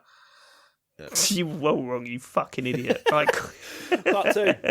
Nearly all of the Wii U exclusives are on there, and I was wondering whether investing in a strong lineup of first or second party titles really has any merits for companies if it's the system that showcases these titles that dictates the discourse and appreciation surrounding the game. Any thoughts? So, as in, like, so all these games that were on the Wii U are now coming out on the Switch, and everyone's like, oh, it's fucking brilliant. I think that's just it being in more people's hands, though, right? I think the Wii U was weird because no one fucking bought it. I think generally speaking, any game that's really good and comes out on a console is probably going to get recognised by enough people. I don't know. But the Wii U they've turned the Wii U into an incredible marketing device because people that owned that thing knew that it had excellent games on it. And when these Wii U games are announced for Switch, they've got a bunch of people going, you got to play this, it's fucking excellent. Yeah. And that sort of, so if you got a Switch, I've heard this is really good, like before it even comes out. And I mean, God forbid they announce Super Mario 3D World for it, because the people that have played that game are going to go nuts for it. And that'll be a massive, massive success. Do you know, I've been tempted to plug the Wii U back in. I've still got it. I've still got one as well. Heard the rumours? About the rumours? Have you heard the rumours? What rumours? That in terms of bringing the 3D style Mario games back, and when I say 3D, I mean 3D titles, not Mario Odyssey. The rumour is that it's going to be a combination pack between Land and World. Okay. What you mean? No, I'm not happy about that. What you mean? They'll do the 3DS Super Mario one? 3D Land and Super Mario 3D World on the Switch. If they spruce up 3D Land, that wouldn't be too bad because that was a good game. I just want a new one. I just want a new one. That's not going to happen probably. You see, I'd still rather have Galaxy. That's another reason to plug the Wii U in. I've got Galaxy 2 on it, which I never finished. That's what I'm saying, Jay. This is what I was saying last year, Sean? Super Mario 3D Galaxy. Yeah, mate. Where you've got that isometric 3D view based on those sphere levels. It's perfect. Yeah. Just do it, Nintendo. Fuck. That'd be so good. All right. That's it for emails. Cool. Let's go on to tweets. It's at Computer Game Porn on Twitter if you want to tweet us. Lee Morris. Just listened to episode 23 of Dark Calls, and James predicted a Switch by saying he wanted a console that could play with portability and also at home. Can Nostradamus predict the next big Nintendo console idea? Also, did James ever play DS2 and 3? I mean, I can't say... did he predict the Switch by saying that? I mean, we'd all been saying for a while, hadn't we, that it was going to be a hybrid. Yeah, it made sense. This was 5 years ago. Okay. But still, you didn't say... Nintendo are going to bring a console out that you can. It's portable, but also play at home. Stop shooting me, Dave. You just went. I want to play a console that I could play at home. You should and let me have move. this one. I definitely predicted it. There you go. Why should I let you have Why this not? one? No, he's not. You're not having it. I'm not going to let you have this I one. predicted it. Next. Okay, well let's hear the next prediction, James. What, another prediction? Another Nintendo console-related prediction. For 5 years' time, I've no idea because it depends. There's just too many variables, isn't there, for like what could happen? No, just hit It the wasn't last time. No, because it was. What is Nintendo's next non-Switch console? What is it? What's no, because the thing? I think it's going to be another Switch. So I don't know. No. Okay, yeah, but after that, what's their next thing? I don't know. I've no idea. I'd have to think about it, honestly. Just think something now, then. First thing that comes to your head. A box? No. I just. No, that's a good start. Good start. No, you can do better than that. Come on, James. Interactive glasses. I don't know. I can't think. Yeah, I'll do. Okay, right, Fine. cool. Interactive That's glasses. fine. Okay. Interactive glasses. Brilliant. Next, James, you didn't play Dark Souls 2 or 3, did you? No, I own 2, but I never got around to it. Not really. a listener to Dark Calls bought him Yeah. the second one. He just didn't play it. Just put it on the side. Yeah, just put it on the pile of other I do Dark Souls sometimes 2 think about going copies. back to it, but then I just think about the experiences you've had, Matt, and I just think I don't fancy that. I could give you free. Free's really good. Yeah, I heard it's good. There you go. Free is There's a new really stream. No. £6. In detail, Dr. Farley, please explain why you loathe puzzle games. I haven't got the patience, is why. That's basically why. I just don't have patience for them. Just find it Says that irritating. you might want to give the Box Boy or Picross 3D series a try. See, okay, my wife loves Picross games. Really? Like she They're will great. sit there and play. Yeah, she'll sit there and play them for ages. But it just doesn't interest me. It's I don't know. I've never really liked puzzle games that much. Sorry. Cool. Al Wincott, sorry. I just wanted to say thanks for your recommendation for Sound of Play podcast. Heard the Halloween one with you guys, hilarious, and the latest one with Dave was awesome. You guys planning on doing a game music special? No. That's not a nice thing to do, is it? Just go, Sound of Play, I appear on that. Okay, no, we're going to do our own one. Yeah. Go and listen to Sound of Play if you like that stuff. I did. It's a good show. And when Dave was on it, I did think like, it's been a while since I've been on it. I might just ask if I can go on it again. Oh, God. You've been on it, 3 times Oh, now? mate, I've been on about 5 or 6, I think. Over the years, yeah. I've only heard one. Did you hear my episode? I haven't yet, no. I will do that. Check out my pics. I've got some good pics on there. Don't you worry about that. So it's Sound of Play. I'm on episode 135, I think it is. I think maybe it's higher than that. I can't remember, but I'm on the latest episode, and I pick 5 tracks to play out from games that I like, and it was fun. Yeah, it was fun to record. Go and check that episode out. Nice one. Luke Askew, have Xbox finally made the all-digital console appealing? Was always going to upgrade my PS4 to 5, but if I can get next 2 years of exclusives on Game Pass as well as what's offered now for 160 quid, I'm struggling to see reason to purchase the Series X. I mean, they're making it way more appealing, aren't they, than it ever has been? Yeah, it's crazy. Yeah. But then I don't think it's any different to Sony. I mean, the differences between Sony, Microsoft, and Nintendo is that Sony and Microsoft, the games that you get for that physically, they don't hold value. That's been the major thing for me. It's, they're not games that you can trade in a few months down the line and get a decent whack no from. way. That's just Nintendo. So you might as well have them digitally because then you'd always have them. Whereas that Nintendo games, Jesus Christ, it's ridiculous. I mean, the fact that I could trade in, New Super Mario Bros. Deluxe and I think I put an extra $5 towards Luigi's Mansion and got that. It was kind of like, what the fuck is going on? It's basically a savings here? Account, isn't it? Like, they last so long. It's brilliant. It's an investment. Yeah. But no, I mean, I think it's less to do with Game Pass and more to do with the value of this going down, and more sales on the digital stores helps. But of course, Game Pass and PS Plus and all that sort of stuff helps. Talking about the all-digital console, like I remember when that first got announced, and they're like, "Oh, it's 220 quid," and we're like, "Oh, they've really they've really sort of screwed it by not making it as cheap as everyone had anticipated." But I'm seeing loads of offers now for like that console with like 3 games for 160 quid, or it's like I did say that at the time. Yeah, I did really say that at the time. The launch price was going to be higher than we'd all want, but yeah, give it some time, and those things would be going for next to nothing. Just like the Switch Lite, I've seen like loads of deals like that for like 170 quid with a game. Like, fucking hell! Imagine that. Imagine not owning a Switch and being able to get a Switch Lite for £170 with a game. What a console! Yeah. It's just a shame about the whole non-docking thing, but whatever. It's a cracking console. I reckon the next time I do a Lite, I reckon they'll add a bit to dock it. Yeah, they might add a bit to dock it. I reckon they add a bit to dock it. I'd buy it if they had a bit to dock it. I think they will have a bit to dock it. Doodles. It's time for Desert Island developers. You're on an island and you can have as many consoles as you want, but you can only play games made by one third-party developer. Ooh. Which do you all choose?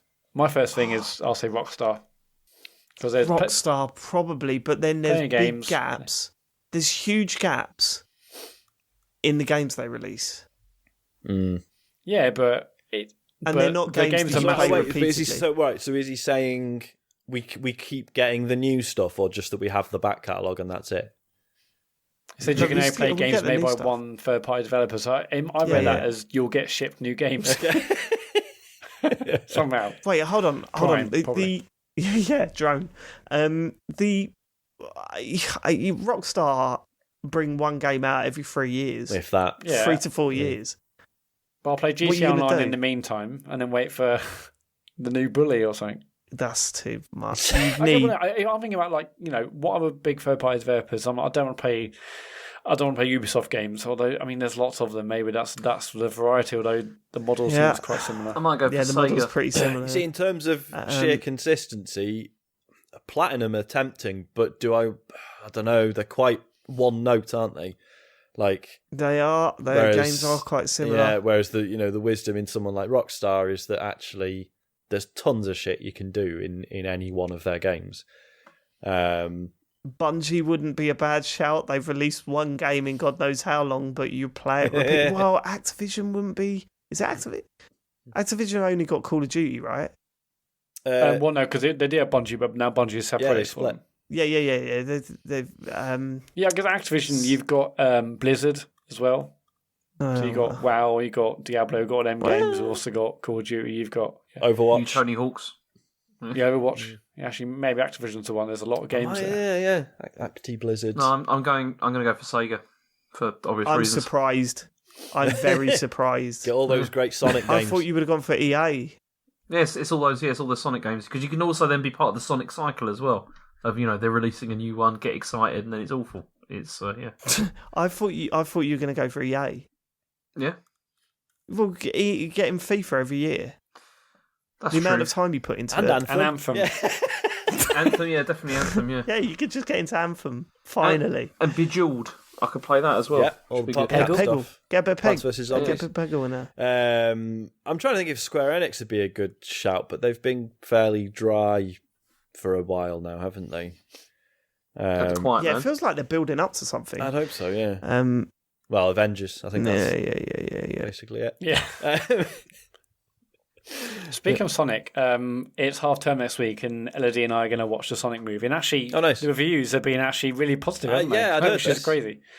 But I was like, "Oh, there's a Sonic movie." And she's like, "Well, what's the Sonic?" Oh, mate. And I was like, What? Of course you don't know because it's not like I'm playing Sonic games." First thing I say, well, don't Google it, whatever you do. Yeah. It's not like I'm bringing Sonic games home. So I'm like, "Yeah, you don't know, do you?" But but she obviously knows that Mario. You're self-proclaimed Sonic. biggest Sega. Yeah, like Mr. you're Sega. biggest Sega fan in the world, or something. I'm not playing Sonic games at home, am I? But how Yeah, I do just you felt- how do you explain Sonic to a child in 2020? Because in the 90s it was easy because it's like, oh, he wears sunglasses and he's got an attitude. But that doesn't. He's a No cool. one gives a I shit. had to do He's it. still Well, I had cool, to do it. Sean. I sat down Harry. He's still cool. And I said, "Listen, mate." I said, "Have you seen Sonic before?" And he goes, "What, Sonic?" So I was in that exact situation, and I just went, "He's a little blue cunt," and that That's it? sort of got the Yeah, message yeah. across. You went, all right, well, I'll go and see a film with him in then. Yeah, no, Harry. Me and Harry are going to watch that next week as Oh, well. wicked. He's been banging on about it since the adverts invaded every children's channel. So yeah, we're going to go and watch it. I'm watching it Sorry, Friday we're- night. It's Friday night. It's Valentine's Day. We're going to watch it then. Amazing. Of course, yeah. Serious? No, of course not. You never. Sorry, James. You never know with you. Yeah, no. Harry was. In fact, actually, this was his second choice. He really wanted to go and see Rise of Skywalker at the cinema, Oh, yeah. and I was half tempted to take him. The major thing was it's a bit scary in places, Yeah. so I didn't really want him to freak out. But then I remembered how watching Star Wars with him is a fucking nightmare because he's constantly going, "What are they doing? What are they talking about? Where are they going now?" Which is fine during the original trilogy and the Disney ones. Not so fine when he's going through the prequels. And fine What at are they home. doing? What are they doing, Dad? I don't really know. Something about a trade war. There's a No trade one knew. Just don't worry about it. Son, do you know what taxing is? No? Right, okay. Forget that then. Oh, look. Jar Jar's fallen over again. Thank God. Go on. Right. Yeah. Anyway, Sonic movie looks good. I'm quite looking forward to seeing it now. Ben Simon at Scientologist. This one's for James. Have you checked their jacket pocket? For the others, that's a reference to the stream. A totally unrelated question. Have you ever found what you thought was a bug in game, only to discover later it definitely wasn't a bug? I dunno. No, I think it's pretty obvious when things are bugs and when they're not, right? I mean, there's those moments like, okay, so recently, Disco Elysium, there was something happened and it reset the game. But that's intentionally, like, Yeah. it took me half a moment Yeah. to go, That's good. is this fucking me? Like, when that like the splash screen come up, I was kind of like, oh, for fuck's sake, has it crashed? And then I was like, maybe not. And then it opens with some dialogue that was right at the start, and I was like, there's half me going, is this not a massive fan when games do that, to be honest with you. I didn't like it back in the Metal Gear Solid days either when it was doing that shit. But then at least Metal Gear Solid made it very clear. Like, the moment the game loaded up and the logo was completely different, you kind of knew, all right, okay, fine, this is supposed to be happening. But, yeah. There was... Yeah, no, I mean, I suppose that's an example. This something that was a bug, but I later found out they knew about it and chose not to fix it. GTA 4, there was the little swing set that if you drove a car up to it, it like flung it across the map. Yes. Yeah. Matt, I think I found a video recently of us doing that. Really? Oh, have you? I'll have to send it over. Yeah, I think I uploaded it to YouTube. But So yeah, God, what year must that have been? found out years later, talking to Cara Ellison, who was I think she was a QA tester on it, and she was like, "Yeah, we knew about that, and it was just too funny and wasn't worth fixing." So It was amazing. We spent hours decision. trying to do that, didn't we? Yeah, it was good. Well, we spent about 12 minutes trying to do it, but then once we done it, we spent hours doing it over and over. Yeah. So basically, it was a swing, and if you hit it in the right direction, your car just flew up into the air. Yeah, it was great. And it also worked in the online co-op mode as well. So when there's two of you in the car doing it at once, it is just fucking hilarious. Oh, yeah. So good. Free to exercise. Do you miss cheat codes that seem to have died a death in the PS3 and 360 era? Tried to avoid using them myself, but did enjoy going around as an indestructible badass on occasion. I mean, I miss them. I miss Big Head mode. That was in every game, wasn't Someone made a good point that these are just DLC things now, aren't they? Yeah. Like, you have to pay for this shit now. Yeah. Whereas before it was like, do you want big heads? Do you want this? Do you want that? Yeah, sure. Put this code in and you get to do it. Now it's like, pay $3.99 for this weird For shit. Big Heads. The worst one was, fuck off. I remember Skate 2 did it. I can't remember if Skate 3 did it, where it was, part of the story was, the government's put skate stoppers everywhere around town, and you have to go actually play through the game and unlock locations. Or you can pay $4.99 to just get rid of all the skate stoppers. And it was actually called like the Time is Money pack or something. Yeah, they God. did that for a while, didn't they? With Yeah. unlocking cars in like Need for Speed and shit. It was like, Do you want to not XP actually or play the just game? pay? Yeah. yeah, it's fucking madness. Yeah. Weird. We're going to end on this one. David Hodgkins. Coronavirus has now broken out in my street in Brighton. Sadly true. My colleagues are panicking and want me to stay home for a while. I can work from home. What's a good game that focuses on mortality that I can get stuck into whilst I sit and wait for the inevitable? Now there's some extra Jesus. context to this, isn't there? Yeah, there is. This tweet appeared on a local website. The Argus. The local news website. Yeah. And It's so weird that what were they doing? Well, 'cause just what like made me laugh really was- struggling for content. yeah, because he tweeted out, was like, "Oh yeah, my local paper's picked up on this now." I thought, okay, they'll have just like maybe quoted his tweet in isolation, but no, on their live feed about what's going on with the coronavirus. Like, every 5 minutes there's an update. There's one it's got our tweet first. And then his Asking for It's got questions. our tweet first. Massive logo, and they didn't notice that you changed his name to the Argus is a shit newspaper. So there's, that was underneath potential. it. I mean, I don't know how many people read the website. Potentially, like at least a few hundred people have been like, "Oh, let's find out what the coronavirus news is." Hey guys, we're recording our podcast tonight, so if you've got any questions, like what? I also love the fact that David Hodgkins says coronavirus has broken out in my street in Brighton. Brackets, sadly true. As if we'd have read that and been like, "Ha ha, good one, mate." Banter. It is weird how people were making jokes about it. Only because, like, when, tragedies happen, it's obviously, like, people don't make jokes about that shit. But, like, when it's, like, a virus like this, there's still hundreds of people died, but it seems a little bit more liberal on the old comedy. Oh, yeah, like it's not that I'm SARS. saying you're right or wrong to make jokes about it. I don't agree with putting rules on that. What I'm saying is that it's just weird how society shifts in terms of what's acceptable and what's not. You know what I mean? Yeah.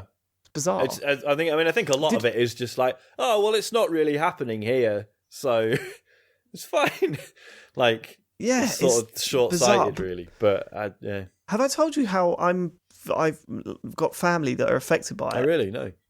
Oh, sorry, you did. Well, I have told you, but I don't think I've told you the latest. My mum and dad left on a cruise on February the 1st, going to Japan, China, Singapore, Vietnam. Was it Vietnam? I can't remember, but just loads of places that have been affected by the coronavirus, and they got to the point where the cruise ship was rejected by every single port, and they've just had to come home. That's it now. They've just got to come home. I mean, so when, And you say your family's been affected by this deadly, wild-spreading virus, you mean they've had their holidays spoiled a little bit? no, that's what I mean. But when Sorry, that didn't even cross my mind that the link might have been made that they might have the coronavirus or whatever. But Chen's parents can't leave their apartment. What was pretty crazy was waking up one morning and going onto the BBC News website, as I usually do first thing in the morning, and seeing cruise ship quarantine. 2 people have picked up the coronavirus and on this cruise ship, because you heard about this cruise ship that's still floating about in the ocean where it's been affected and stuff, right? And I just thought, no. And I had to look up the name of the cruise ship to make sure my mum and dad wasn't on just on this fucking it was mental. Right, anyway, but no, going back to the original question, you've read the articles about Plague Inc., right? Well, yeah, we read it out the sales for that just show, soaring. Yeah, that's madness. Yeah. I mean, it just shows you how weird people are. Oh, I must play that game. Yeah. It's just weird. I think it's a weird. But what game could you play? Thinking about the current situation without admitting to yourself that you're thinking about it thing, right? And that playing something that's sort of... No, I think it's. Go on, sorry. I think it's more morbid curiosity, isn't it? Yeah, maybe. It's that morbid side of it all. It was top in the Chinese App Store because it's I think there is a degree of people trying to make sense of things as well. And it is just a game, but it's still trying to make sense of what's going on. Also, did you see that tweet from? Because there's you must have seen that tweet, James, where it was a video taken in China where they have these PA systems that are set up to tell people the latest on the virus, and the guy that was controlling it falling asleep with it still on, and snoring was just echoing around the city. And you could just hear people leaning out their windows, belly laughing at this snoring that is just being broadcast. I don't know what game to pick. I mean, it sounds like you want a game that makes you feel really awful about the world around you, and I suppose Disco Elysium wouldn't be a bad shout, would it? Disco Elysium, Well, this is the thing. You give it 2 weeks, really, so because take your pick. If you mention a game that's about a absolutely fucked society, it's a bit like you because that'll be you in 2 weeks, which maybe not appropriate. I mean, Dark Souls would be another one, I guess. On that it's note, a good shout. Certainly, focusing on mortality. The whole thing's about death and illness, so yeah. Like Last of Us. Yeah.